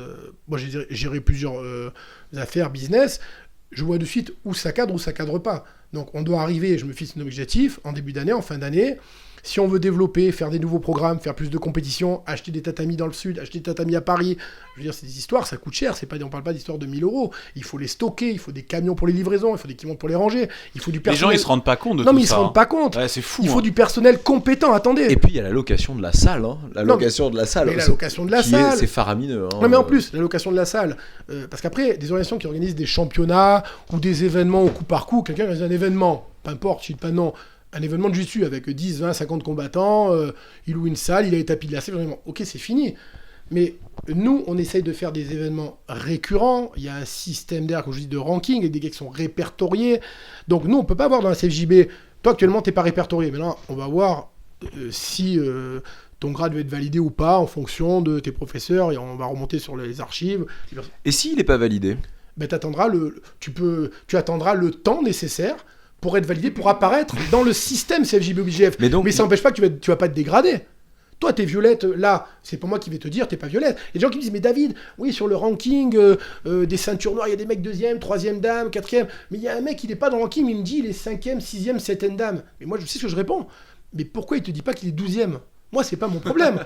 Moi, je suis là pour répertorier les personnes officielles qui ont suivi. Oui, toi, c'est technique, en fait. T'es pas là pour apprécier moi, j'apprécie niveau pas. ou pas. Le Voilà, mec, il ça. dit, moi, ouais, mais lui, il me dit qu'il est 6e dan, 5e, 7e. Je dis, mais pourquoi il dit pas qu'il est 12e? Pourquoi 6e? Puisqu'il n'existe pas sur la base CFJB nationale, qui est la seule reconnue, on va dire, par l'IBJF, la Fédération internationale, et qui est quand même la plus grosse organisation qui représente le jiu-jitsu, on est bien d'accord. On est bien d'accord. Ouais. Donc, maintenant, le gars qui dit qu'il est 6e ou 7e dan, est-ce que c'est à moi de dire qu'il n'est pas? Moi, je suis là pour reconnaître et aider les gens à avoir leur grade qui soit reconnu, en fait. Il y a des ceintures noires comme ça en France qui ne sont pas ceintures noires. Mais c'est pas qu'ils sont pas ceinture noire. Alors, qui sont ceintures noires, j'ai compris ce que tu disais Voilà. tout à l'heure, mais qui ne sont pas la ceinture noire répertoriée. Il y en a sûrement, obligatoirement. Puisqu'on est en train de dire qu'il y a 7000 licenciés et qu'il y a peut-être le double, le triple de pratiquants. Donc, automatiquement, il y a des ceintures violettes, marron, noires et même gradées qui le sont pas.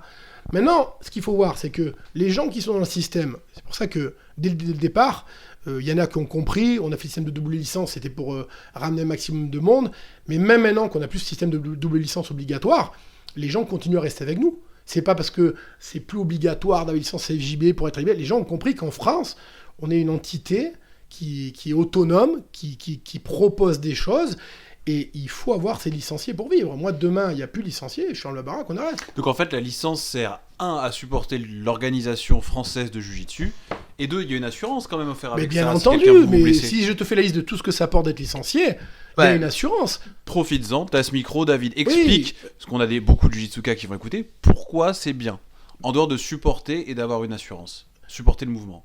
Ben, déjà, comme j'explique, c'est que on est l'organisation qui représente officiellement le Jiu-Jitsu en France. Si quelqu'un veut me démontrer le contraire, je suis bienvenu pour faire un débat. Il y a d'autres organisations. Nous, exemple, on donne on a un agrément ministériel à travers les FFST, d'accord? Donc, on propose aussi un diplôme d'instructeur fédéral qui permet d'enseigner, pas contre rémunération, mais c'est le seul diplôme français propre au jiu-jitsu brésilien. C'est-à-dire qu'on ne propose pas un diplôme d'éducateur de lutte ou de grappling, comme ça se fait dans d'autres fédérations, ou quoi. Si quelqu'un, le seul diplôme actuel de jiu-jitsu brésilien, où il y a marqué jiu-jitsu brésilien, c'est la CJI qui le propose. Le DIF, le diplôme d'instructeur fédéral. Après, c'est pas un diplôme qui permet d'avoir rémunération, mais c'est un diplôme qui permet, dans certaines villes, d'obtenir une salle. Vous avez un diplôme, donc, de jiu-jitsu brésilien, c'est le seul. Maintenant, on était venu de parler de ça. C'était quoi ta première question? Parce que j'ai perdu. Quel est l'intérêt d'avoir une licence? Donc, de payer sa licence. Pourquoi est-ce que moi, là, qui suis ceinture blanche, ceinture bleue, qui connais pas bien, pourquoi est-ce que je devrais payer ma licence? Parce que toi et ton club allaient être répertoriés dans la base de données nationale de l'organisation qui représente le jiu-jitsu en France. Donc, si tu veux que ce sport se développe comme il s'est développé dans les dernières années. C'est ce que disait Adrien, donc on parle de autre chose que d'aider le jiu-jitsu brésilien en France. Je démarre, je n'ai rien à faire. Non, j'ai commencé par ça, mais j'allais finir. Je veux pas faire de compétition. Tu veux pas faire de compétition. Voilà. Mais comme toi. Relou jusqu'au voilà, bout. donc c'est ton cas. Mais par contre, tu m'as posé la question, je suis violette, mais pourquoi je suis pas répertorié? Qu'est-ce que Ben voilà, tu réponds toi-même à ta question. Tu veux pas de compétition? Très bien. Mais tu me dis, mais alors je suis pas ceinture violette. Donc c'est toi qui as un problème, c'est pas moi. Tu me juges, hein, encore, hein. C'est fou d'être agressif. Non, super agressif. Je prends ton exemple parce que on se connaît Enlève-lui le maintenant. café, enlève-lui le café. Ouais. Non, mais je veux dire, tu te juges toi-même, tu vois. Si le gars, on va prendre notre cas, donc pas toi, monsieur Maurice machin, il est violette ou marron, il veut pas payer, et un jour il se réveille, il dit, mais on lui dit, mais t'es pas une vraie marron parce que t'es pas sur le site, t'es pas si, je fais pas de compète. Oui, mais... Alors moi, c'est pas que je veux pas payer, c'est qu'on ne m'a jamais pris la licence. Le vrai truc est là. Ok, mais passe par un club. Si on ne te fait pas payer le cours, c'est très bien. Il y en a que c'est le cas, qui ne payent pas de cours parce qu'on sponsor, c'est des athlètes de haut niveau, ils veulent les combattants pour combattre, ils veulent pas leur faire payer l'adhésion, mais les licences doivent l'apprendre. Est-ce que tu es un athlète de haut niveau? Si c'est le cas, admettons, ton club va payer ta licence. Si c'est pas le cas, paye ta licence au club et tu auras ta licence. Tu vois. Donc, tu veux pas faire de compétition, je parle si toi ou autre, tu vas pas faire de compétition, d'accord, mais tu vas rentrer dans la base de données, ton grade va être reconnu. Si un jour, même si ton but premier, c'est comme moi il y a des années, c'est pas d'être ceinture noire, tu dis c'est loin, j'y pense pas, peut-être que maintenant, la nouvelle génération, vous y pensez, mais à l'époque, on n'y pensait pas. Mais si un jour, tu veux être ceinture noire, est-ce que tu veux être ceinture noire et que pour toi, juste sur ton canapé, personnellement, ou est-ce que tu veux être reconnu parce que peut-être un jour, tu auras un club organisation, et parce que peut-être un jour, tu vas donner des cours, ou peut-être tu voudras remettre une ceinture bleue, violette à quelqu'un qui lui-même sera reconnu, tu vois. Et en plus, comme je te dis, du moment que tu auras ta licence, tu es assuré pour tous tes entraînements, quelle que soit l'académie où tu vas aller, où tu payes pas, quel que soit le championnat CFJB où tu vas participer, en plus de ton assurance personnelle. Donc toujours mieux deux fois qu'une. Moi j'ai des cas où des gens se font mal, bien sûr ça arrive toutes les années, le gars se fait mal, il nous appelle, il rentre, il remplit son papier, le club et tout, ça prend des frais en charge, ses frais d'hospitalisation, etc., etc. Après j'ai des nombres de gars, je te donne un exemple, qui m'appelle, Monsieur Maurice on va dire. Ouais, je le connais, je les connais. Ouais, David, je t'appelle parce qu'il y a 3 semaines, j'ai eu un accident au club, je me suis fait arracher le ligament, j'ai une opération, j'ai 2 mois, je peux pas travailler, etc., etc. Enfin, moi, au bureau, il appelle Nico, etc. Ouais, mais j'ai un problème. Et je dis, ok, fais ta déclaration. Ah oui, mais déjà, alors, il y a un protocole, s'il faut faire sa déclaration avant les temps de jour, etc. Donc, le gars, il a dépassé les 2 semaines pour faire la déclaration. Et en plus, on clique, on s'aperçoit qu'il n'est pas licencié. Au mois de mars de l'année. Il me dit, ouais, mais on lui dit au bureau, mais monsieur Maurice, vous n'êtes pas licencié CFJB. Ah ouais, j'allais l'apprendre, mais j'étais licencié l'année dernière. Attends, l'année dernière, tout ça. Nous, c'est pas une question de favoritisme ou de truc, j'ai fait ça. Des gens que je connais ou que je connais pas, peu importe. Ah, l'année dernière, ok, on regarde quand même pour voir s'il a un passif de 10 licences ou quoi. On s'aperçoit l'année dernière pas licencié, Ah oui, licencié en 2013. Je le rappelle, je dis, mais monsieur Maurice, vous étiez en 2013. Ah oui, mais mon club, peut-être, je sais pas. Donc en fait, t'es pas licencié. Donc c'est de la responsabilité du professeur, du mais club, oui, mais c'est ça le problème. Parce que par exemple. Mais oui, mais les gens. Mais moi, j'ai jamais eu accès à quoi que ce soit d'inscription à une fédération ou une licence ou quoi que ce soit. Ben, c'est pour ça que c'est bien d'en Donc, parler. En fait, c'est à nous d'aller voir notre professeur et d'être sûr qu'il nous a mais déclaré. moi j'ai des athlètes qui m'appellent, compétiteurs pas, qui me demandent, parce que des parents veulent savoir pour leurs enfants, est-ce que mon fils est bien licencié ? Alors on regarde, oui, non, ah non, il n'est pas licencié, madame, mon fils, non, même des athlètes, je suis pas licencié, pourquoi ? Est-ce que c'est parce qu'on est dans le milieu associatif ? Les gens, des fois, ils prennent du temps, ils licencient au bout de 3 mois qu'elles ont le temps, ils ont un travail à côté, j'en sais rien. Après, quand c'est des clubs structurés, comme je dirais chez Wenjutsu Vincent Nguyen, ou des grosses académies comme le Cercle Tissier, ou le Gokudo, ou la GF Team, où là, ils ont un protocole, les gens rentrent, ils font des entraînements, ils doivent être licenciés, donc ça se fait dans la foulée, mais il y a des gens, ils ont des petits clubs, ils s'entraînent un peu, ils font ça, on fera ça plus tard, il n'y a pas de compète, on se licencie pas, ils font l'amalgame entre compétition coupe de zone et licencié, mais ça n'a rien à voir. Ah, ça c'est vrai ce que tu racontes. Ça n'a rien à voir. C'est beaucoup ça. Moi je fais pas de compétition, j'ai pas besoin de licence. Voilà. Donc, ça on l'a beaucoup entendu. Donc j'ai le problème des gens qui se blessent et qui demandent donc... alors donc je lui dis, le cas de monsieur Maurice qui appelle, qui dit, je dis mais depuis 5 ans vous n'êtes pas licencié, ou cette année t'as payé ta licence. Ah mais ouais David, au bureau Nico tu peux faire quelque chose, mais je peux pas, c'est enregistré dans la FFST, il n'y a pas de truc. Et puis les assurances elles regardent ça. Regarde, moi je vais pas risquer, il n'y a pas de magouille, je veux dire, si t'es licencié tant mieux pour toi, le jour où t'as un accident t'es couvert, et t'es bien content d'avoir 3 semaines d'arrêt de maladie, tes frais pris en compte, etc. Oui. Voilà, alors moi je souhaite que tu sois licencié 10 ans, que t'aies jamais d'accident, je le souhaite, mais le jour où t'as un problème tu l'as, et donc ça sert aussi à ça, en plus. Et... Donc c'est un vrai point. Alors là, pour résumer un petit peu, les nouveaux arrivants jiu-jitsu brésiliens, licenciez-vous. Et même les anciens, les gars, licenciez-vous, les gars et les filles. Quand je dis les gars, c'est général. Licenciez-vous parce que outre le fait que c'est vrai que ça aide le jiu-jitsu. Demandez à vos professeurs. En fait, il y a un vrai intérêt, même économique, pour nous, en fait. Ouais. Et puisque de protection. Et puisque se rendent pas compte les gens, c'est que comme tu dis, toi actuellement, tu es Violette, et ton but c'est pas d'être prof ou de donner des cours ou mettre des ceintures. Mais tu sais pas ce qui va se passer dans 10 ans. Peut-être dans 5 ans, 8 ans, t'es ceinture noire. La Beno Academy. Non, non mais peut-être, tu vois, toi ou plein de gars comme toi sont dans ton cas. Et tu as toujours tes ceintures noires, donc tu n'auras pas le même niveau technique que tu as maintenant. Et tu es ici, tu habites dans un endroit où tu dois déménager résidence familiale, tu es dans un endroit paumé, tu vois, il y a une petite salle, tiens, mais je vais monter un petit club pour m'amuser. Et là, tu montes un petit club. Tu as un bagage, tu es ceinture noire. Pourquoi tu ne monterais pas un club? Même si c'est pas dans l'esprit de développer une grosse académie, tu vois, pour toi. Ah, si vous devriez voir là, cher auditeur, Ouais. les C'est yeux de vrai. Jérémy. David, tu as sorti le discours exact. C'est-à-dire que c'est exactement le plan de Jérémy, il faut le savoir. Ouais. C'est partir de Paris, vivre Non, dans un mais- petit coin et faire du jujitsu. Sauf que effectivement, mon cher Jérémy, il y aura personne, ce sera à toi d'ouvrir ton club. Mais s'il y a personne, je vais m'entraîner avec qui? Tu sais, vas quand les j'ai- former. Tu vas tu les sais- former. Tu sais, quand j'ai commencé moi le jiu-jitsu en 97, j'ai monté mon premier club, j'étais blanche. C'était vraiment le début. Ça, c'est un petit village, Le Tigné, à côté de Grasse. Donc c'est vraiment un truc avec très peu d'habitants. C'était mon ancien dojo de karaté. J'ai vu mon prof, j'ai demandé de me donner les créneaux. Je voulais faire du jiu-jitsu, il n'y avait pas de club. Le jiu-jitsu n'existait pas. Je suis parti au Brésil. Je me suis entraîné, j'avais un carnet, je notais toutes les techniques. J'ai acheté tout ce qui se faisait de DVD à Paqueta au Brésil, de techniques qu'on pouvait trouver, les premières marques Ruas, tous les anciens connaissent. Je suis revenu avec ça, j'ai ouvert mon club avec une ceinture blanche autour de la taille. Il n'y avait pas de ceinture noire ou de blanche avec des barrettes noires, comme ils disaient à l'époque. J'ai en ceinture blanche parce que j'avais bien compris le système des différences de degrés, de grades et tout. Et j'ai dit, il vaut mieux une ceinture blanche qui connaît un peu que pas de jiu-jitsu. Donc on va commencer à développer. Il n'y avait rien, moi, c'est dans le sud. Donc voilà, j'ai commencé avec ça. Donc tu sais pas, je donne toi, mais il y a plein de cas, moi, autour de moi. Les gars commencent bleu-violette, ils n'ont pas envie d'être pro, pas envie de compétition. Et puis un jour, ils accèdent à un niveau, et pour X raisons, ils veulent monter un club. Et là, ces gens-là, le jour où ils vont appeler la CFJ, ils vont dire, mais moi je suis noir, je suis du jiu-jitsu depuis 10 ans.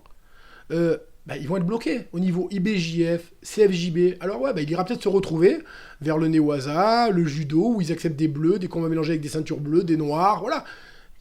Ça va être son seul échappatoire. Il faut bien savoir ça. Parce que nous, il n'y aura pas d'exception. On le répète depuis des années. C'est aux profs d'expliquer.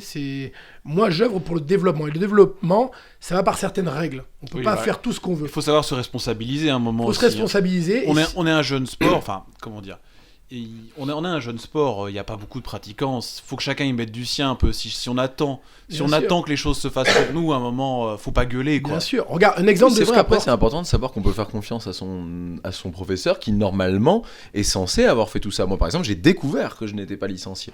Et que donc, j'avais ce risque de blesser, j'avais rien qui me protégeait. Hein. Moi, je te conseille pour tes blessures, pour ton passif, pour tout, de prendre une licence. Ça te coûte tant par an, tu sais, le prix de la licence, franchement. Oui, puis généralement, le club en prend une partie à sa charge aussi. Il y a des clubs qui payent, des clubs qui prennent la moitié, il y en a qui prennent pas, mais même si ça te coûte une trentaine d'euros, tu vas pas me dire que sur l'année pour ta passion, tu peux pas payer 30 euros. Celui qui veut pas, on sait qu'il va pas dans le sens du truc. Moi, ce que je veux dire encore, à quoi sert une licence, cette année, on a fait un championnat de France où vous y étiez, donc à l'Al Carpentier, qui était exceptionnel, vous l'avez vu, hein, je veux dire, on a eu sur 2 jours 1200 combattants. Ouais. Écoutez bien, hein, avec des sélections pour les blanches et les bleus, puisqu'on fait les zones, c'est-à-dire que c'est pas ouvert à tout le monde. Donc on avait 900 combattants en kimono et en nogi, plus 300 enfants, en ayant les inscriptions pour les enfants bloquées à 300, et des sélections pour les blanches et des bleus. Donc c'est pour dire, en quelques années, où est arrivée la CFJB. Je dis pas moi, je dis la CFJB en général, avec tous les gens qui m'aident, et qui œuvrent dans ce sens. Autant les clubs que les élèves qui prennent des licences, qui m'aident, les gens qui vont dans ce sens, que les gens qui travaillent dans le staff CFJB. On arrive à organiser un championnat à la Halle Carpentier, c'est des salles très difficiles à avoir, quand on ne fait pas partie vraiment des grosses fédérations, comme là on a fait à Charletti, avec 8 aires de combat, une vingtaine d'arbitres, on va dire, de top qualité, de ce qu'on peut avoir actuellement. Des ceintures noires pour la Des plupart. ceintures noires, voilà. où le niveau ne va pas cesser d'augmenter au niveau d'arbitrage, etc., d'organisation de logistique. On a quand même passé sous 2 jours 1200 combats. C'est fou quand même. Quelle organisation en France, et je le dis avec honneur et gloire, moi si quelqu'un peut faire l'équivalent au mieux, qu'il me le dise demain, je lui laisse ma place. Voilà. Le message est passé. Voilà, mais ça vient pas de moi, ça vient de toute l'organisation et de tout le staff et de tous les gens qui m'aident, mais ça part du gars qui est à la table, je peux en citer bien, il y avait Willy ce week-end, il y avait même, ça part vraiment de celui qui est aux médailles, des coordinateurs, je dis comme Ayrton, comme j'ai déjà dit, comme Rachid, comme tous ces gens-là qui m'aident tout le temps. Parce qu'il y a même ta femme qui t'aide. Bien sûr. On a vu ça après, ce week-end. alors là, bien sûr qu'il faut mettre en avant Nicolas au bureau, ma femme qui m'aide aussi, donc elle s'occupe de tout ce qui est international, la logistique de la compétition sur place. C'est Nicolas qui prépare aussi en amont toutes les compètes, le staff qui s'occupe de la gestion de tout ce qui sont les paiements en ligne, des remboursements des gens qui se désistent, etc. C'est vraiment un gros travail. Donc on est tous investis là-dedans. Et voilà, tout ça fait que les arbitres, le bureau, donc ma femme Viviana, Nicolas, tout le staff, les gens des clubs, tous les responsables de zone aussi, hein, dans le sud, Christian Sardella, dans le nord, Alain Nagera, Salah, Mezoud de l'autre côté, dans la zone centre, tous les gens à La Réunion, Emmanuel Cascade, on a eu des réunionnais là au championnat IBJF, qui m'aident à faire à La Réunion, aussi Emmanuel Cascade, le championnat de La Réunion, on va faire un gros championnat cette année à La Réunion, là. Ouais, c'est aussi. nouveau ça. Ouais, c'est nouveau aussi, donc vraiment un vrai gros championnat, donc tout ça fait que la CJB en est là. Après, Et Castagne FM est invité à la Réunion par la CFJB. Hein. Bah, bien C'était entendu, prévu. bien Voilà, on entendu. est invité.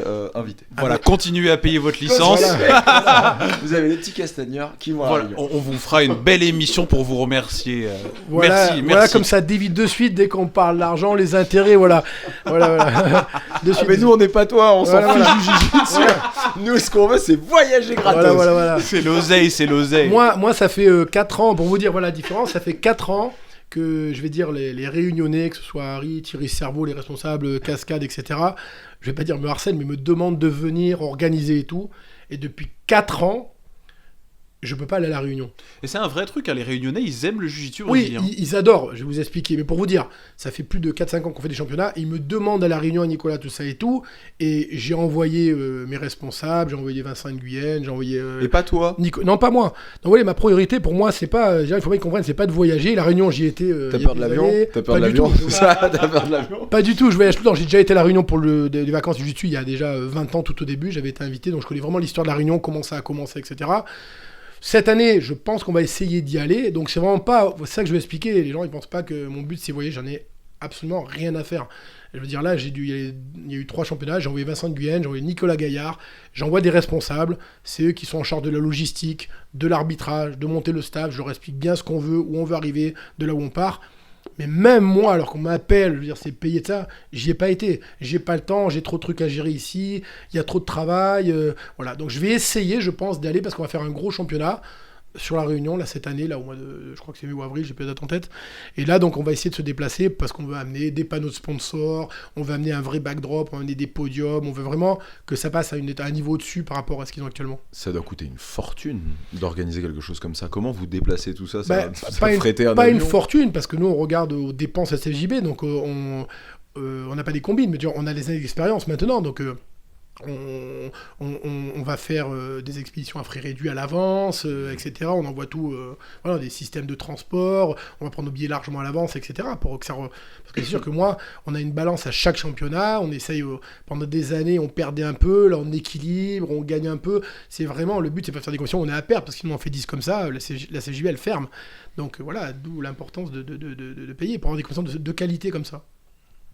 Non, mais on voit le travail et c'est vrai que je pense pas qu'on puisse vraiment, pour tous ceux qui ont vu un peu les compétitions, on peut voir que c'est très bien organisé, que c'est très clair. Enfin ça se voit. Hein. Moi j'ai vu le Naga. Il y a peu de chances que les gens du Naga nous écoutent, mais c'est catastrophique l'organisation du Naga. Ils ont 8 heures de retard minimum.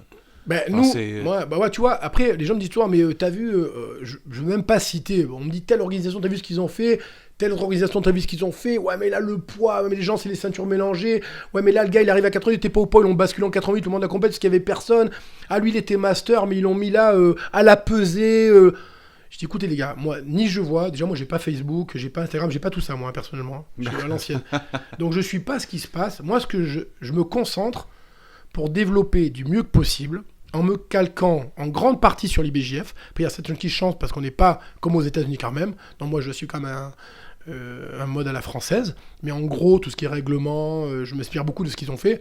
Parce que dès qu'on a un problème, il faut bien se dire que l'IBJF l'a déjà eu 100 fois avant nous ce problème et 10 ans avant. Il ne faut pas croire qu'ils sont non plus...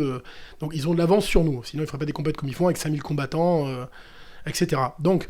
Voilà, donc moi, mon but, c'est de faire vraiment du mieux possible et de développer le jiu-jitsu. Voilà. Non, mais on voit le travail, enfin on voit le bon travail. Et c'est vrai que c'était... ça parle le championnat de France de l'année dernière.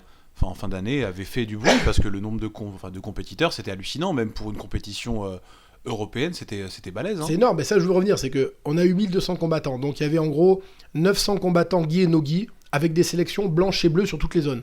C'est-à-dire, imaginez qu'on a pris les meilleurs des 3 premiers de chaque zone. C'est-à-dire que si on l'ouvre vraiment à tout le monde, on peut avoir un championnat qui monte à 1500 personnes. Donc on est obligé de limiter. Moi mon but c'est qu'il y a beaucoup de gars qui restent en blanche pendant des années ou bleu pendant des années. C'est comment il faut qu'ils basculent. C'est ça qu'il y a ces sélections. À un moment les bleus ils passent en violette. Il faut qu'on ait plus de monde en violette, marron et surtout noir. Mais là au championnat de France j'ai plus en tête, je sais plus, mais on avait un nombre de ceintures noires record à ce championnat de France. Je sais plus c'était pas loin de 70 ceintures noires. Et on a eu des beaux combats. Hein. Et là où je tiens à vraiment vous remercier, c'est les vidéos. Ça je pense que ça va vraiment faire monter. Oui. Les vidéos vraiment bien jouées, les mecs, c'est super. Enfin, pouvoir revoir les combats et tout, c'est vraiment. Et pour dire encore un plus, puisqu'on parle de ce qui s'est passé aussi, c'est que nous chaque année à la CFJB, on propose un championnat de France gratuit pour les enfants. Ça, il faut pas l'oublier non plus. À quoi sert ? Donc les enfants, c'est l'avenir du jiu-jitsu. Donc nous, d'habitude, on a un championnat, que ce soit dans le sud, on a fait à Toulouse, on a fait plusieurs avec les enfants. Donc c'est toujours gratuit pour les enfants. Mais nous, ça n'empêche pas que nous avons la logistique, les arbitres, les déplacements, les tapis, etc., tous les frais, le service de sécurité civile, etc., etc. Les médailles qu'on fait faire donc par les mêmes fournisseurs que l'IBJF, toutes mes médailles maintenant sont faites par le même fournisseur que l'IBJF, etc. Donc tout ça a un coût. Et au championnat de France, donc on a eu 900 adultes et 300 enfants. Donc je répète, 900, avec les inscriptions limitées pour les blanches, les sélections blanches et bleues. Et les enfants, on avait bloqué à 300 pour pas être débordés. On a fait complet. Mais donc on a proposé aux enfants un championnat de France gratuit à la Halle Carpentier, avec 8 heures de combat, avec des arbitres d'un niveau international. Parce que quand on voit les arbitres qu'on avait, donc les parents, les enfants, les clubs ont bénéficié de ça. C'est quelque chose d'exceptionnel. Je sais pas si ça se passe bien avec les enfants, c'est sympa à organiser, parce que généralement c'est toujours hyper compliqué les gosses. Ben, c'est compliqué, c'est beaucoup de boulot nous au bureau pour séparer les catégories, les poids, les ceintures. C'est vraiment, Nicolas, quand c'est les enfants, je vous dis les franchement, âges. Ouais, il se casse la tête, il finit la préparation, il a la tête prête à exploser. Mais là, j'ai vu avec l'informaticien, on a fait un nouveau programme qui regroupe certaines ceintures, certains poids, qui se rapprochent encore de l'IBJJF, pour justement avoir plus de facilité lors de créer des compétitions, parce qu'on veut développer aussi les compétitions enfants. Mais c'est vrai que c'est un vrai casse-tête à la base, mais il y a la demande, et donc on peut voir ça aussi gratuitement. Donc c'est quand même beau que des enfants aillent à Carpentier avec des arbitres, les mêmes qu'arbitrent les adultes. Vous retrouvez avec un Hugo Février, un Mathias Jardin, ou un Spataro qui finit premier du ranking, qui commence ceinture noire, et vous arbitre des enfants, je veux dire, vous avez quelqu'un de compétent, vous avez une super structure, des médailles vraiment... je veux dire, c'était magnifique, les enfants étaient ravis, quoi. C'est exceptionnel, moi je le trouve. Hein, voilà. Là, le Carpentier, tout ce qu'il faut, c'est leur demander de remettre la clim, quoi. Parce que je suis passé, j'ai cru que j'allais mourir. Alors ceux qui combattaient, ouais, c'est dur. Ben, le problème de la Carpentier, c'est qu'il y a beaucoup de demandes. Il y a les grosses fédés, comme je dis, le karaté, l'escrime, le judo. Ils prennent toutes les dates. Donc nous, on est un peu les derniers de la liste. Donc bon, déjà, c'est bien de l'avoir. Après, toi, on va dire, tu as cette petite plainte à faire. T'as pas connu. Tu te plains vachement quand même. Hein. Tu te plains quand même vachement. Hein. Je fais plus de jiu-jitsu brésilien. Il n'y a pas de clim à la Carpentier. T'es chiant. Écoute, Adrien. Je suis désolé. Non. Mais tu sais que, comme je dis, voilà. Mais c'est bien. Non, mais c'est ce qui va avancer le truc. Mais je vais t'expliquer que là, tu te plains. Oui, on n'avait pas trop de clim là à la Carpentier. Nous, nos premières compétitions, je peux même plus te dire l'endroit où c'était, tellement c'était des endroits paumés. Les salles municipales, on va dire. Je t'en parle même pas. Les tapis, c'était des bouts de tapis racoltés. Des fois, il y avait 6 couleurs différentes avec des trous. On les scotchait avant pour scotcher les déchirures. Ouais, j'imagine bien. Il y avait les aires de combat qui n'étaient pas à la dimension réglementaire. Des fois, ça faisait 4/4. Tu faisais 2 combats, les tapis s'écartaient, tu étais sur le parquet, tu vois. Dans toute la compétition, tu as des mecs qui tapaient pour remettre les tapis. Je te parle ça d'il y a 20 ans derrière, hein, 15 ans. Les arbitres, il n'y en avait pas compétents, ils ne savaient pas. Etc.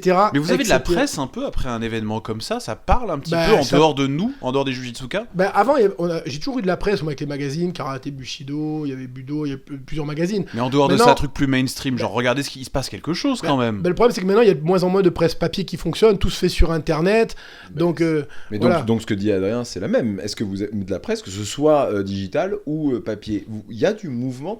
Parce que c'est un sport qui est en train d'exploser. Il y a quelque chose qui frémit quand même au niveau du jiu-jitsu brésilien, MMA, il y a un vrai truc, et même au niveau politique, avec les acceptations par rapport au MMA. Vous essayez aussi de faire bouger de ce point de vue-là, ou ça, clairement, vous n'avez pas le temps et vous laissez tomber? En fait, on n'avait pas trop le temps, on l'a souvent reproché, mais comme je dis, on s'est tellement focalisé sur des choses qui, pour moi, étaient plus importantes. Mais maintenant, ça en fait partie. Donc heureusement, on a des gars comme vous avec votre émission. Le premier média, Ouais. le number non, mais ça, one. franchement, Ça, c'est un peu tristoun quand même. Hein. Non, mais je- Quand Castagne FM, c'est ton premier média, c'est Non. quand même. Waouh! non, mais Il y a casser du les- boulot sur le Non, jiu-jitsu. franchement, ouais. c'est bien parce que ça parle de jujitsu, c'est honnête. Moi, je vous dis, au début, j'ai pas du tout écouté les premiers. J'ai vraiment d'autres choses à faire. Et puis, on me dit, tiens, je vais me pencher dessus. J'ai écouté le premier. J'ai tous vos épisodes en série, j'ai écouté dans la voiture. Donc, je me On a des voix envoûtantes, hein. On a ce truc-là, Ouais, c'est-à-dire non, qu'on ça a prend, envie. ça prend.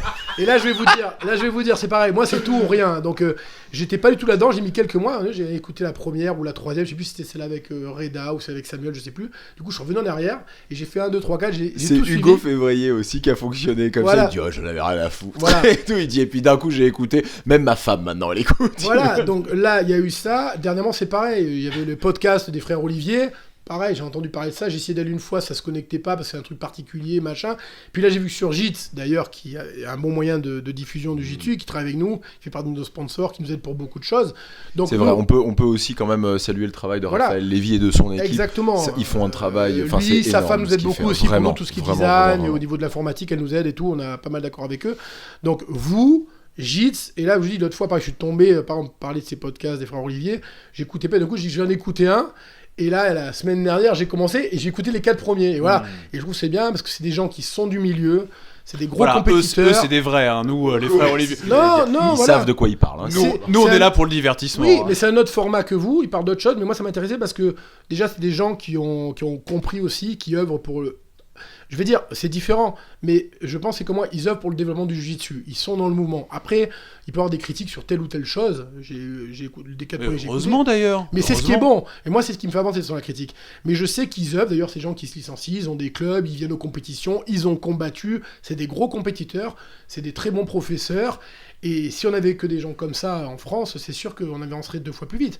Maintenant, on peut ne pas être tout le temps d'accord avec la CFJB, donc ça arrive plusieurs fois. Moi, je suis... Ouais, beaucoup. Non, beaucoup de moins en Non, moins. mais Mais après, c'est ça. Tu reçois des menaces. en général, ça arrive, franchement, hein, ça arrive rarement. Mais quand ça arrive, je les recadre vite fait. Parce que franchement, ça tient pas la route. C'est arrivé 1 ou 2 fois. Je recadre tout le monde. Comme je dis, si quelqu'un pense faire l'équivalent au mieux, qu'il le fasse de suite. C'est facile de dire, c'est comme moi, vous dégommer, ouais, cette radio, c'est pourri, son bidon, machin. Ok, C'est vrai, on est nul, on n'y vous connaît avez le rien. mérite d'être là. Si ça continue, ça perdure, c'est que ça plaît. Tout ça, pour l'instant, j'ai pas vu quelqu'un qui fait l'équivalent. D'accord. Donc nous, à notre échelle, c'est pareil. Moi, des menaces infondées ou des trucs de n'importe quoi, surtout qui œuvrent pas pour le développement, qui sont là que pour... c'est que du négatif.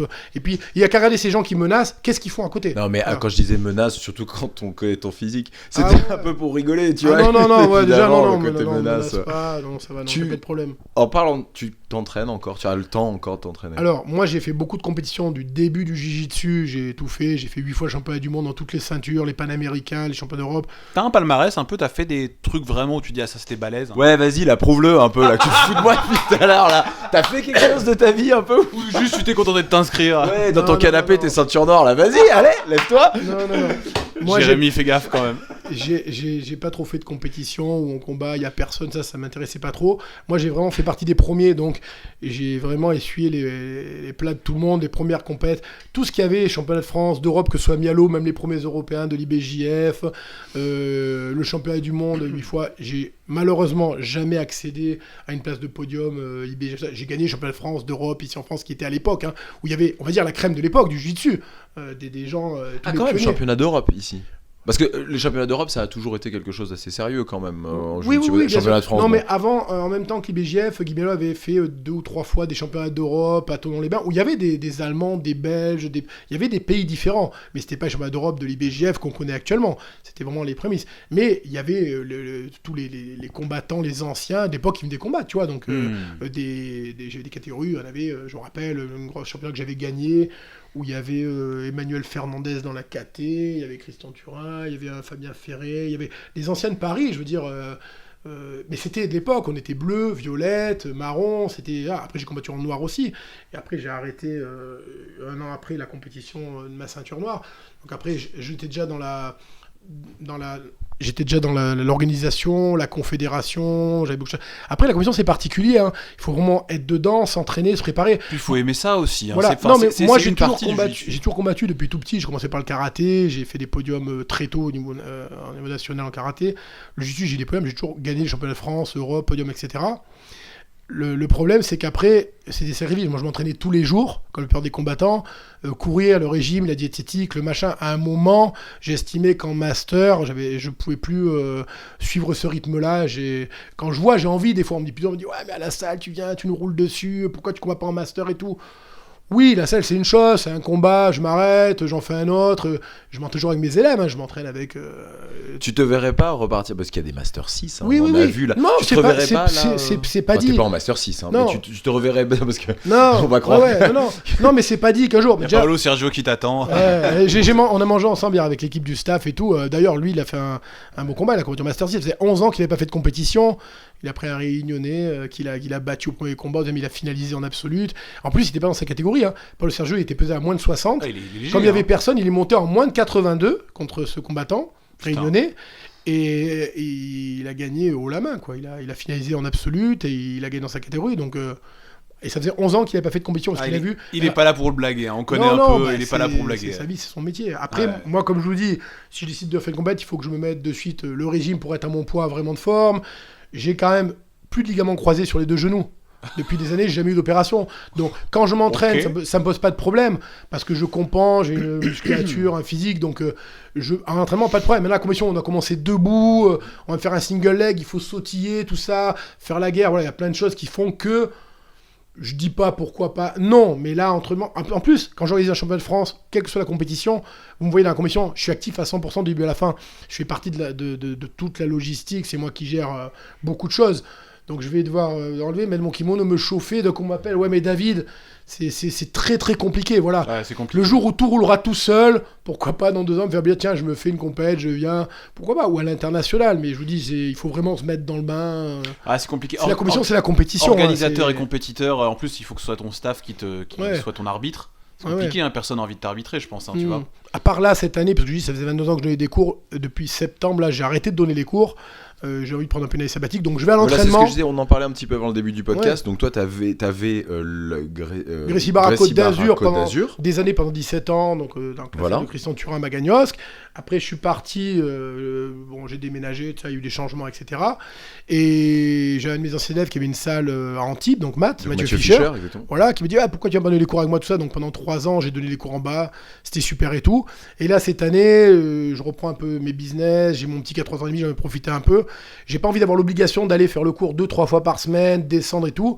Donc je vais en bas. Quand j'ai envie, je mets le kimono, je roule avec toute l'équipe, je combats, pas de problème. Mais j'ai pas d'obligation de cours à préparer. Parce que moi, j'ai toujours été, dans mes cours depuis 22 ans, je prépare un cours. Il y en a, ils préparent des cours, il y en a, ils se débarquent, ils font des cours. Moi, je prépare en amont, je fais mon cours, tout ça. Donc là, j'avais envie d'aller un peu, c'était un peu les vacances, là, j'ai envie d'aller un peu rouler, m'entraîner. Je suis une année... Après, c'est pas dit que ce soit fermé, que peut-être dans un an, je monte une académie ou quoi. Mais là, j'ai d'autres priorités. Et alors là, tu monterais, si dans le rêve, tu montes une académie, tu monterais une Gracie Barra. Je pose la question parce que il y a un côté très protocolaire dans la Gracie Barra. Ouais. Mathieu Fischer est une Gracie Barra, mais donc on en a discuté un petit peu avant aussi, un peu plus, plus flou. Mais toi, demain, tu montes une académie, tu voudrais rentrer dans ce... Voilà. Bah, Matt, tous mes élèves ont toujours suivi, comme j'étais sous Gracie Barra. Maintenant, le fait que moi, je sorte des professeurs, parce qu'il y a vraiment un protocole, il faut être qui est le professeur, il y a une redevance à payer, etc. Donc, Matt... Oui, mais ça, il suffit de revenir dans l'idée. Oui. Voilà, donc, non, mais là, pour dire, Matt, cette année, ne veut pas le faire, donc il a son club, c'est Matt Jiu-Jitsu, parfait. Maintenant, si moi, demain, je devais remonter à un club, je pense qu'il y a de grandes chances que si je fasse vraiment une Gracie Barra avec le protocole pour développer, pour avoir du monde, pour... ça te tient à cœur, cette histoire de protocole, parce que c'est quelque chose qui revient souvent. Quand je parle de protocole, je parle de l'uniformisation, je parle de la couleur. Il y a une couleur générale, Gracie Barra. C'est pas que ça me... Je vois ce que tu veux en dire. C'est pas que ça me tient vraiment à cœur, mais c'est qu'en fait, Gracie Barra, on aime, on n'aime pas. C'est comme la CFJB. En fait, le problème qu'il y a, c'est qu'ils ont un protocole. C'est les seuls dans le monde qui ont autant d'académies, je vais le dire honnêtement, qui ont autant d'académies et qui ont autant de professeurs. C'est les seuls au monde qui vivent du jiu-jitsu, quel que soit leur niveau. C'est-à-dire que Gracie Barra, c'est pour ça que je te posais la question. À la différence, parce que vous prenez des gars, André Galmon par exemple, le gars est champion du monde, il monte une académie, ça marche, normal. Vous prenez les frères Mendes, une académie, ça marche. Maintenant, un gars qui est pas champion du monde, qui est un élève des frères Mendes qu'on connaît pas au bataillon, il monte son académie, il va pas vivre du jiu-jitsu. Ou alors, parce qu'en fait, c'est très compliqué, vous voyez ce que je veux dire. Alors que Gracie Barra, ils ont un protocole où tout le monde se soutient, c'est une grosse organisation, où en vendant les kimonos, en ayant les cours déjà préétablis, tout le monde fait la même chose. Vous êtes Gracie Barra en Australie, tu fais ton entraînement, tu es au mois d'octobre, tu pars, tu vas à Rio ou aux États-Unis, t'es pas déboussolé, c'est la même chauffe, c'est le même protocole. Si tu travailles de demi-garde, ça va suivre le programme de demi-garde. Tu veux dire, c'est vraiment une grosse organisation. Donc tout ça fait que les gens ont un... C'est rassurant. Ils ont du matériel. C'est rassurant, tout simplement. Vous n'avez pas besoin d'académie. Combien de fois ça arrive dans une académie où les gens arrivent, des kimonos toutes les couleurs, déchirés, il y en a, ils sont même pas lavés, des fois. Eux, c'est Gracie Barra, c'est impossible. Vous devez avoir un lycra, un kimono propre, il y a votre nom marqué dessus, il y a un système même de lavage pour laver les kimonos, vous le laissez, vous revenez, il est propre.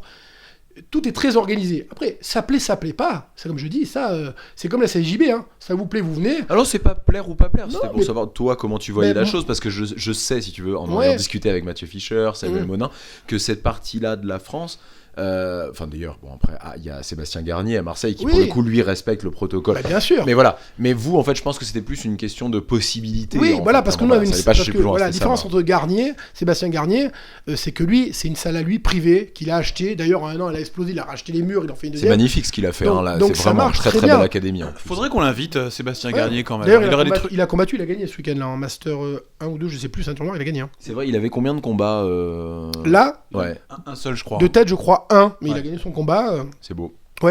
Donc il est toujours là. Donc lui, voilà, lui c'est une salle privée. Nous avec Matt ou beaucoup d'autres, c'est des salles municipales qu'on nous prête gracieusement avec des horaires définis. Gracie Barra, ils ont un protocole. Le cours doit durer tant d'heures. On ne doit pas mélanger telle ceinture avec telle ceinture. Ça doit être séparé. Donc quand on a qu'un créneau de 2 heures, comment on fait? On peut pas suivre le protocole. C'est pas seulement les kimonos. Moi, souvent, j'ai installé le gars. J'ai jamais obligé. Je dis, c'est bien si on a un kimono. Donc, dans le club, il y en a la moitié qui a le kimono Gracie Barra. Ou... Mais t'as raison, c'est sûr que si l'ensemble Voilà. n'est pas respecté, tu peux pas forcer Voilà. quelqu'un à mettre Donc un si kimono maintenant Gracie demain Barra, c'est je évident. montre un système entre guillemets business d'académie privée avec j'ai des cours toute la journée, j'ai 3-4 professeurs qui donnent des cours, là je peux appeler mes anciens élèves, ils seraient d'accord, tout le monde est rémunéré, tu viens à 8h t'as un cours, à 10h t'as un cours, t'as les débutants à 9h, les avancés, le cours compétition à 5h et tout, là tu rentres et ça va marcher. Parce que Puis t'aurais Samuel Monin quand même en professeur. bien sûr, j'ai eu plusieurs de mes élèves, je pense qu'il y en Ton a... pote Oui, oui. Samuel Monin. Ouais. C'était beau de te voir quand il a gagné donc son premier combat. Ah, c'était magnifique parce que... Te voir, il y avait un... Enfin, c'était rigolo parce que moi je vous avais jamais vu ensemble, je Ouais. sais que vous êtes amis, Ouais. et puis que bah, t'étais son professeur quand Oui, même. bien hein, sûr, bien t'étais- sûr, il a commencé Et au départ. c'était très beau de te voir le féliciter. Après, il était content, il te regarde. Enfin, c'était Ouais, vraiment ouais, chouette. bah, C'était en vraiment fait, beau. j'ai la chance d'avoir mes anciens élèves de la grosse équipe qu'on avait de départ avec Christian à Open Form. C'est vrai qu'il y a une quinzaine d'années, on avait vraiment une grosse équipe. Je ne veux pas dire la plus forte de France, mais une des plus fortes. Maintenant, il y a eu beaucoup de jiu-jitsu qui s'est développé. Il y a des grosses équipes, la GF Team, ça. Mais à l'époque où je combattais moi, partout, c'est vrai qu'on avait une équipe sur la Côte d'Azur. Il y avait des gens qui voulaient même pas s'entraîner. C'est un peu comme un GF Team. Ils venaient, ils rentraient pas dans la salle.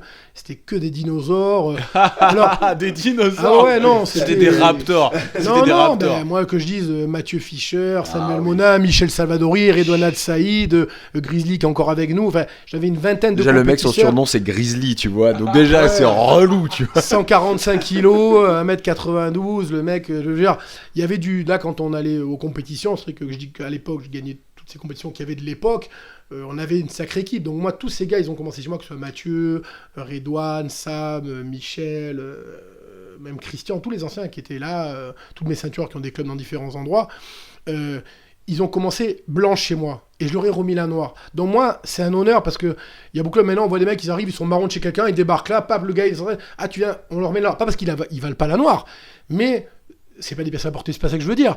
Mais moi, c'était une autre époque. On commençait à la Gracie Barra Côte d'Azur, on suivait l'entraînement qui était quand même relativement dur, c'était à la brésilienne. Les ceintures, ça a toujours été reconnu, c'est dur de les avoir chez moi. Le gars qui est ceinture noire chez moi, vous les connaissez tous, il n'y a pas de ceintures qui ont été données, vous À prendre la n'importe va-vite, qui. quoi. Voilà. Ouais. Tapez-vous même un ancien qui combat plus, venez voir Michel Salvadori, il roule avec, vous allez être surpris, il peut prendre n'importe qui, vous voyez combattre avec. C'est un honneur, ça, quand même, te dire que t'as quand même formé des mecs Voilà. qui sont pas là, qui encore. Voilà, et j'ai cette chance ne blaguent que, pas. voilà, que tous ces gars ont fait des résultats. D'ailleurs, Sam, pour moi, on va revenir après dessus, hein, mais même à l'époque, Michel Salvadori, qui est sûrement pour moi un des plus techniques, si ce n'est le plus technique de mon club, à l'époque déjà, il y a 12 ans en arrière, a fait 3e au championnat du monde au Brésil en marron, à une époque où c'était impossible de penser ça. Il a gagné le championnat d'Europe en master, le premier master, où il a battu 3-4 combats d'affilée, il a finalisé tout le monde, il bat en finale Alan, le prof de la Carlson Gracie, il lui met je sais pas combien à 0, il le finalise. Je veux dire, on était arrivé déjà là, c'était déjà où il y a eu un basculement des Français déjà qui pouvaient rivaliser avec des Brésiliens. T'es fier de tout ça là quand on entend ouais, parler. oui, Pourquoi tu heureusement. réouvres pas? C'est fou. C'est possible parce que j'ai pris un peu de bouteille, j'ai un petit, tout ça, mais j'ai quand même une idée dans la tête. Hein. Mais là, je suis concentré sur autre chose. Voilà. Non, parce que je dis tous mes anciens élèves, je sais que ce soit, je vous dis, Matt, regardez Stéphane Spataro, qui a fait premier du ranking cette année, c'est vrai qu'il a combattu partout. Et on dit bonjour à Stéphane Spataro. Ouais. Pote Stéphane. C'est vraiment quelqu'un d'acharné au travail. Ouais, beaucoup. Ils m'aident partout au niveau de l'arbitrage, au niveau de la logistique, ils montent, ils démontent, il est avec moi partout. C'est des mecs, je veux dire, quand on a une équipe comme ça autour de soi. Mais c'est vrai, t'as faut raison. avancer. Dans le sud, j'étais en train de réfléchir. Dans le sud, c'est des gens fidèles. Non mais c'est vrai, parce que je suis du sud. Ouais. Et mais c'est vrai que quand on y va, il y a pas ou peu d'histoire. C'est des gens investis. Il y a peu d'histoire. C'est vrai. Ouais, contrairement à tous ces enfoirés de Parisiens qui trahissent tout le temps, qui n'ont aucune parole. Avec des crayons. Écoutez pas Jérémy, il vient du sud, il comme est pas partout. objectif. Non, mais il peut y avoir toujours des petites histoires, c'est vrai, pour X ou X raison. C'est pas... Mais en général, moi j'ai la chance, c'est vrai, d'être en bon terme avec tous mes anciens élèves. Ils ont monté des académies et régulièrement, je faisais à la Gracie Barra, donc anti-Pragmat, un entraînement de masse tous les mois où on se retrouve à 50, 70 personnes, des ceintures que j'ai données diverses avec même Fred Roca, Michelangeli qui sont dans le Var, à Gakouré. Tout le monde se retrouve et tout. C'est vrai que ça a toujours été une bonne ambiance. Envers moi, ils ont toujours été hyper respectueux en tant que prof. Ils savent le chemin. On a été chez Agakouré, c'est des gens mortels adorables. Aussi, ils sont géniaux. Après, on a tellement roulé ensemble. Moi, je suis quelqu'un. C'est vrai, bon là, à part je vous dis depuis 7 ans, j'ai levé un peu le pied. Mais sinon, moi, même l'année dernière, tout le temps, je roule tout le temps avec tout le monde. Moi, je roule avec les blanches, les bleus, des compétiteurs. Il y a les frères Roïc qui viennent, qui ont un niveau très fort en violette. C'est des mecs qui sont à un niveau international. Les frères Roïc, donc, qui viennent au centre d'entraînement de masse. Moi, je roule régulièrement avec mes élèves, que ce soit Matt, Quentin, Sam et tout. Donc après, il y a un respect parce que automatiquement... quand on est là, je veux dire, c'est la guerre. Moi, je veux dire, même si je roule avec des mecs qui sont au top de la compétition maintenant et tout, je vous dis, ils me lâchent rien. Hein. Moi, quand aussi je roule avec Sam et tout, Même avec Sam ? Non, mais je veux dire, c'est la guerre dans le bon sens. C'est-à-dire que on va pas rouler pour faire des cabrioles. Non, lui, si il je me laisse pas quand faire. je dis même avec Sam, c'était pas genre parce que vous êtes amis vraiment. C'est juste parce que Samuel, quand il passe la seconde, voire la troisième, ça. Ouais, non, mais c'est sent sûr. la Non, mais gomme moi, chaude, j'ai 23 ans de jiu-jitsu, je fais 100 kilos. Je veux dire, c'est pas comme si on roulait quelqu'un de 20 kilos. Donc, il sait que moi, des fois, je rigole parce que je combats, il me prend dans la garde ouvert. Jamais il va me laisser passer à du merde pour rigoler. Parce qu'il sait que si je prends la merde, je vais l'emmerder. Donc, il me retourne. C'est dur parce que c'est.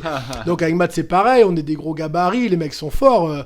Je veux dire, quand on combat, ça combat. Donc, il y a un respect. On connaît tous notre niveau. Hein, c'est fort. Après, maintenant, pour en revenir à Sam, moi, il a fait une compétition, je veux dire, exceptionnelle parce que, bon, il combattait De Campos, donc on connaît bien. Qui a un gros client, qui a un bagage technique exceptionnel. Il a rien fait, Alex. Hein. Je le connais bien, je m'entraîne avec lui. Franchement, moi j'aime pas. Moi, je vais parler pour Sam. C'est dur de dire ça un peu quand même. Il a rien fait. Il a rien fait. Non, là, ça a été. Là, il a perdu, Alex. Il pouvait rien faire. C'est ça que tu veux dire. Alors, soyons très clairs. Ça m'a dominé complètement, mais Alex, il le dirait lui-même. Oui, bien sûr, Alex le dit. Moi, j'ai pas de problème. Moi, maintenant, je vais dire quelque chose, c'est que moi, chaque année. Moi ça veut dire c'est mon poulain, mais comme tous mes élèves, hein, je défends Stéphane Spataro, je défends à l'époque c'était Redouane, Matt quand il combattait, qui a fait des podiums à Lisbonne, etc. Moi Sam, je le dis, hein, ça fait chaque année j'entends des combattants, c'est le meilleur. Il est fini, il est je vais le prendre, je vais le gagner. Moi à chaque fois Sam a pris, quel que soit le combattant, c'est pas qu'ils ont cité non quoi. Il a remis toutes les pendules à l'heure. Que ce soit... il avait combattu même Gilles Silva, qui est un combattant exceptionnel. Hein, il a gagné le championnat de France. Pardon, excusez-moi. Par 2 fois, il a été combattant du championnat de France, etc. On a fait le Pro League. Quand il a combattu contre ça, même lui, il a dit. Il a rien pu faire. Ça a été passage de garde. Julien Da Silva, c'est le seul... a priori, le meilleur Jiu-Jitsuka de France, ça se joue entre les deux. Et Julien, d'ailleurs, veut une revanche. Il nous a dit qu'il voulait une revanche face à Sam. Ouais. Samuel Monin, on espère que ça aura lieu. Tu nous organises ça, David, tu organises un truc, un super fight. Non, mais entre on eux. avait fait le Pro League, le Submission Fight, on va refaire. Mais déjà, il va y avoir les zones. Sam sera là, la coupe de zone. T'es trop protocolaire, David. C'est ça ton problème. Là, Non, on parle non, de non, nous non, faire non. rêver. Non, mais nous, on va, parle de non, mais on va zone. peut-être organiser Et- quelque chose ensemble. Parce que une manifestation spéciale, hors Ah. norme. Ah, Voilà.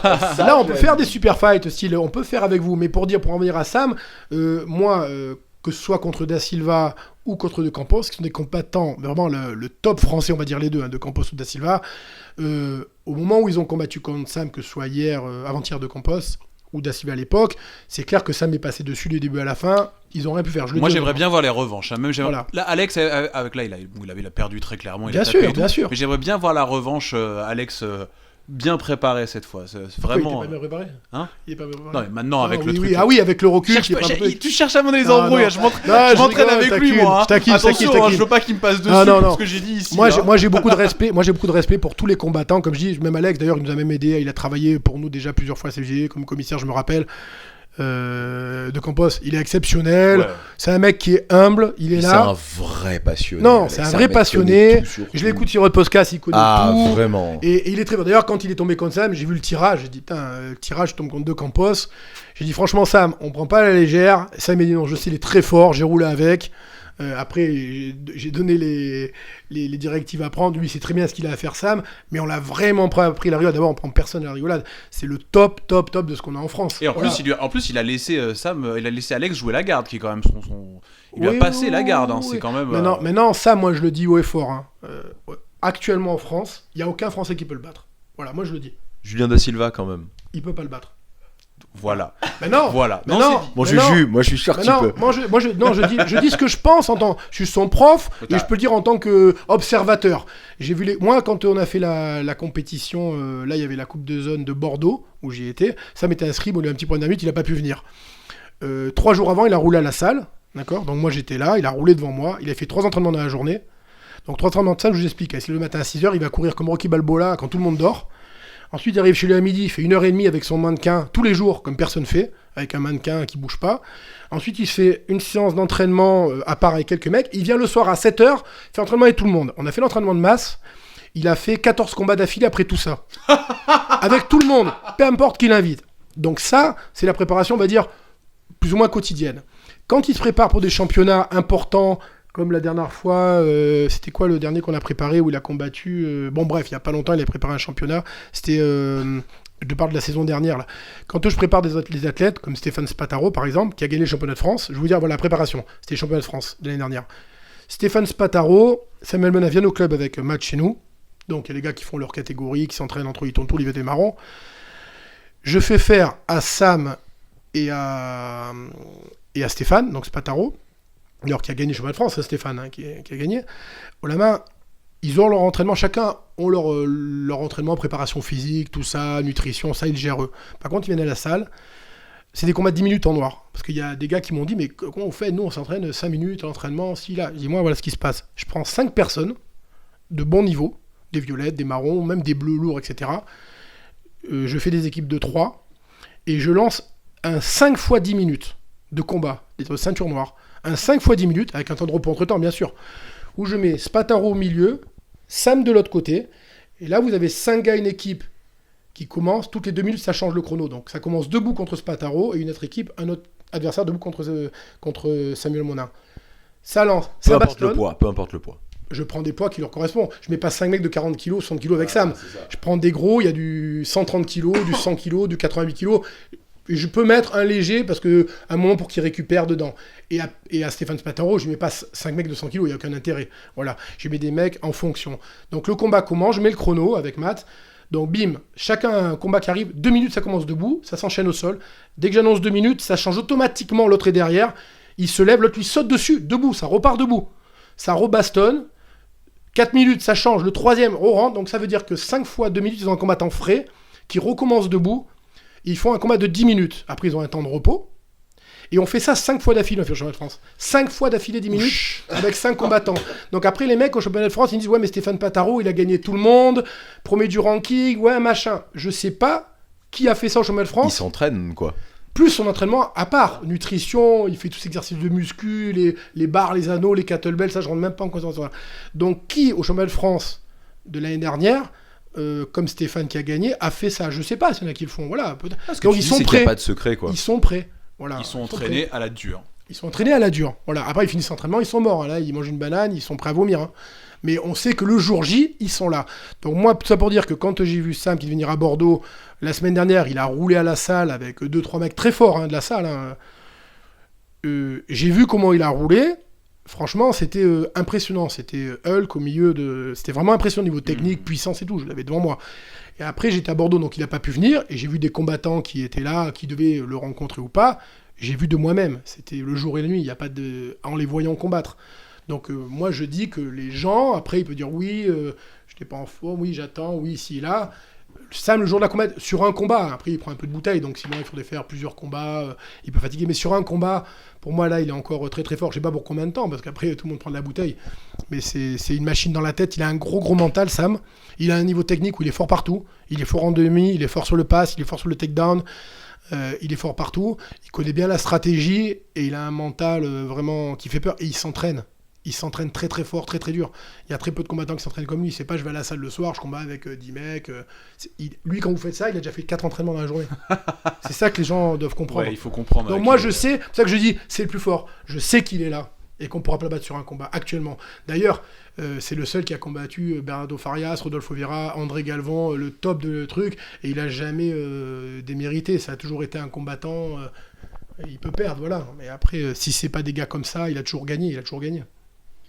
Pour finir tranquillou, il y a une vraie question là, parce que j'ai une vraie question. Toi qui vois les choses de l'intérieur, qui les suit, l'équipe pour toi aujourd'hui en France, et le nom en devenir pour toi. On demande toujours un peu plus ou moins à chaque fois celui qui pour toi dans quelques années va exploser. C'est-à-dire en gros jusqu'à Violette Marron. Hein, tu peux donner un nom. Après Noir par exemple, tu parles de Samuel Monin, on a bien compris. J'aime pas trop dire la meilleure équipe, le meilleur truc. Bah, non mais tu vois, c'est intéressant pour nous d'avoir ton ressenti vu que t'es là à chaque compétition en France. Ce qui pour toi ressort le plus souvent dans les futurs, parce qu'actuellement je dis pour moi le nom c'est Samuel Monin. Hein, oui, non justement, c'est ça que je dis. Il n'y a pas photo actuellement. Dans les futurs. Dans les jeunes, parce qu'il prend un peu d'âge aussi. Ben là, déjà, je vais dire quelque chose. Moi, je base sur les championnats. Le dernier que je vois à chaque fois, là, comme j'étais à l'IBGF, c'est tout frais. C'est vrai que Reda Meptouche, il est impressionnant en marron. J'ai hâte de le voir en noir. Donc c'est vraiment un gars qui a un mental, voilà, je retrouve un peu, il a un mental, Ça commence à chauffer là, hein, parce que ce podcast va être diffusé en décembre. Ouais. Les Européos, là, c'est janvier, là. Donc ça... Parce que les Européos, c'est entre guillemets, pour nous, Français, c'est le plus important que le mondial. On est presque à la maison, on peut gagner, on peut être champion d'Europe. Il y a déjà des Français qui ont fait des podiums, Bien tout ça. sûr. Là, j'ai vu, pour donner un combattant, j'ai vu ce week-end, il ne faut pas oublier qu'on a Léon Larmand, qui a gagné la catégorie ce week-end adulte lévé en 76 kilos. Donc, Quelle ceinture ? Noir, en D'accord. adulte. Mhm. Donc on a un Français qui a gagné à la maison, ici, la médaille d'or donc. Et qu'est-ce que je voulais dire ? Quel club ? D'où il vient ? Ah ben lui, il vient de Toulon JJB à la base. Avant, il était chez Julien Castagnier. Et il s'entraîne, je sais qu'il va régulièrement aux États-Unis, je crois que c'est lui qui avait le kimono Kayotera. Voilà, il s'entraîne. Il s'est mis la clé à. Voilà, il s'entraîne chez Kayotera, il va là-bas. Il est très très fort. Régulièrement. Impressionnant. Moi, je le connais parce que bien sûr, on est avec Julien Gaillard, les frères Gaillard qui ont Toulon JJB, d'ailleurs Amandine Lahaye qui combattait ce week-end en noir, qui avait deuxième.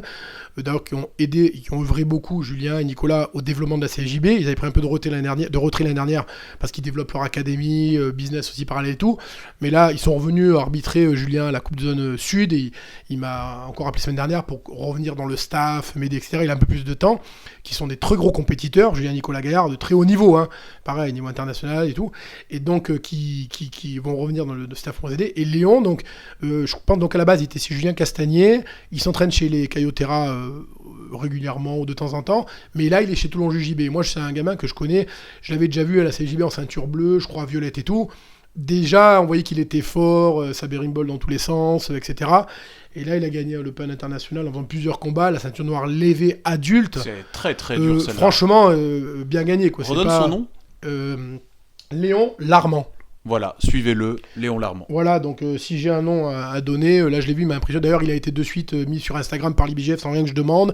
Ils ont mis son combat, ils m'ont montré après, ils ont marqué Léon Larmand, prend le goal de chez lui à Paris, donc sans rien dire, on parle même pas, ils sont venus voir, mais qui c'est ce Français? Parce que là on parle de ceinture adulte noire, donc de suite... Ouais, c'est le bon, top ils du ont top. vu Ouais. Sam aussi, bon après il a eu l'accident sur la projection sous baisse arrière, mais disons, voilà, donc Léon Larmand à suivre, parce que là, prendre l'or en lévé adulte... Non, c'est une fort. très belle perte. Il y a aussi Mehdi Alaoui qui a fait un très bon combat, Alors là, qui est très fort. Alors là, tu Ouais. l'as regardé ou pas, Jérémy? Contre Chantré. Il a perdu. Oui, oui. Contre Samir Chante, Ouais, effectivement, qui a Samir perdu Chante. d'un avantage, je crois. Ou un Voilà, truc comme donc là c'est pareil, gros compétiteur. Un combat exceptionnel. Franchement, ça s'est joué à tellement rien. J'étais triste pour Mehdi, mais d'un côté, il s'en sent vraiment grandi. Hein. Oui, C'était un voilà. très beau Ben, combat. après c'est pareil, c'est pas de chance sur le tirage. Super compétiteur, C'est comme Mehdi, Sam c'est qui vrai. tombe contre Décompose premier tour. J'ai vu pareil Elias Barafan qui tombe premier cours contre le champion de la KT, donc qui a gagné la KT de Sam. La KT, oui, non, qui a gagné l'absolute, pardon, parce que contre Sam il était disqualifié pour la projection. Donc il a gagné l'absolute. Donc Elias premier tour contre lui dans sa KT. Tirage d'absolute, il retombe au premier tour contre lui, donc pas de bol. Ouais. Et là, Mehdi Alaoui, donc des Français qui ont un peu gros potentiel au niveau résultat, ils se prennent les têtes de série au premier tour. Donc ouais, comment ça se fait, tu vois? Il y a le tirage au sort, je vois, hein, moi je suis devant l'ordinateur, hein. Il clique, ça apparaît, c'est comme ça. Voilà, Ah, franchement, ils ont pas démérité. Hein. Mehdi et Elias n'ont pas démérité. C'était des belles performances. Ouais, non, parce que Elias Barafam, il tombe entre le gagnant d'absolude, c'est José Enrique Cordoza, qui est un nouveau compétiteur, je crois qu'il a dans les 25 ans, j'ai parlé avec lui hier, il est venu me voir plusieurs fois. C'est des machines, les gars, il était à Madrid là, il part à Berlin, il fait tous les sponsors, il combat dans plein d'organisations. Donc c'est sûr que voilà, pas de chance pour les premiers tours de Campos contre Sam, Iliès contre José Enrique et Mehdi contre Chantre là. C'est vrai que premier c'est ce tour. qu'il faut voir, parce que Samir Chantre, c'est quelqu'un qui ne fait que ça. Voilà, c'est Il fait des que ça, qui vit, il fait professionnels. des DVD carrément, Voilà, qui ne fait que ça de sa vie. professionnels. Mehdi, il est boulanger à côté. Hein. Mais c'est Non mais c'est un truc de Non, mais dingue. ça, c'est Et il ultra il l'a fort. tenu. Et pour moi, Un avantage, s'il te plaît. un avantage. Non, Mehdi, C'était beau, il a un beau. comme tu dis, Mehdi. C'est un mec en or en plus, Mehdi. Ah ouais, franchement, rien à dire. Moi, tous ces Tout en gars, humilité et tout, enfin vraiment. tous les gars que je vois, comme je dis, je les recite, hein, que ce soit Alex de Campos, que ce soit Mehdi, tous les gars que je vois, moi, j'ai vu Reda, franchement, ils sont tous hyper respectueux, ils sont dans le truc. S'ils peuvent, ils nous aident. Quand j'ai Alex, je sais que s'il peut, de Campos avait aidé comme commissaire. En plus, il est performant. Si on avait que des commissaires comme lui, des gens parce qu'ils connaissent le jiu-jitsu. Ils savent, donc il n'y a pas besoin d'expliquer. S'il manque un truc, on dit tu fais comme ça, il sait de suite. Voilà. Et des compétiteurs de niveau exceptionnel. Donc voilà, c'est dommage qu'au premier tour, ils s'affrontent entre têtes de série. Voilà. Mais bon, malheureusement, le jiu-jitsu, on connaît ça. Hein, Tu seras à Lisbonne? ouais, je vais venir à Lisbonne. Tu vas venir à Lisbonne? Ouais, je vais venir. Ouais. Ah, top. On y sera aussi, hein, mais ça Voilà. on l'a déjà dit, on y sera. On se verrait là-bas parce que on va se voir là-bas, excusez-moi, parce que je dois voir un peu tout le staff IBJF, essayer d'améliorer certaines choses au niveau ce qu'on fait en France pour l'Open IBJF. J'ai déjà bloqué la date pour le Paris Open, le Spring du mois d'avril, qui aura lieu là, j'ai plus la date, mais en tête qui me vient là, au mois d'avril je crois, au mois d'avril, donc pareil au stade Charletti. Et je boucle aussi celui qu'on vient de faire pour l'année prochaine. Je réserve les salles, je vois avec eux pour le staff, pour avoir un maximum d'arbitres qui viennent en stage. Comme là, cette année, on a eu Hugo Nunes et Nabil aussi qui ont fait les stagiaires pour l'arbitrage, pour être confirmés dans les prochains événements. Voilà. Pour former des arbitres au niveau international, qui soient de bons arbitres pour nous. Et en plus, pour eux, ça leur donne du taf pour aller, d'opportunités, comme Kenji, ils font, ils vont, ils travaillent, ils ont leur compétition, c'est tout bénef pour les combattants. Donc si je peux les aider à développer pour tous les gens qui veulent bosser, voilà, on peut faire pas mal de choses. Et c'est top. On va arrêter là. On va clôturer. On va clôturer cet entretien où on a appris des tas de trucs. Merci beaucoup David d'être venu jusqu'à nous à Paris sous un Paris pluvieux et d'être venu dans le studio. Et puis merci beaucoup Jérémy aussi. Merci à Adri, une fois de plus, de m'avoir bien mis sur le devant de la scène avec cette histoire de JJB, d'inscription, tout ça. Je suis ravi. Merci, on sent que vous avez un peu fait équipe avec David. Je suis content, c'est bien, j'ai passé un bon moment. Ouais, on a passé tous un très bon moment. Merci David, à bientôt. Merci, et puis je donne rendez-vous à tout le monde. Je remonte à Paris le 16 décembre pour la Coupe de Zone Centre à Paris. Donc grosse Coupe de Zone. Ne ratez pas ça. Ceux qui veulent des revanches, il y aura Prenez du vos monde. licences. Prenez vos licences, il y aura du monde en blanche, en bleu, en violette, en On a marron et besoin en d'aller à la noir. réunion. Voilà, montez dans le ranking, voilà, venez, on sera là pour réaliser du mieux possible. Et je remercie encore une fois tout le staff qui m'aide pour faire tout ça. Tout seul, je peux rien faire, voilà. Donc merci à tout le monde. Allez, merci à vous. Merci beaucoup David. Une très bonne journée, bande de petits castagneurs. Salut les bagarreurs. Merci, au revoir.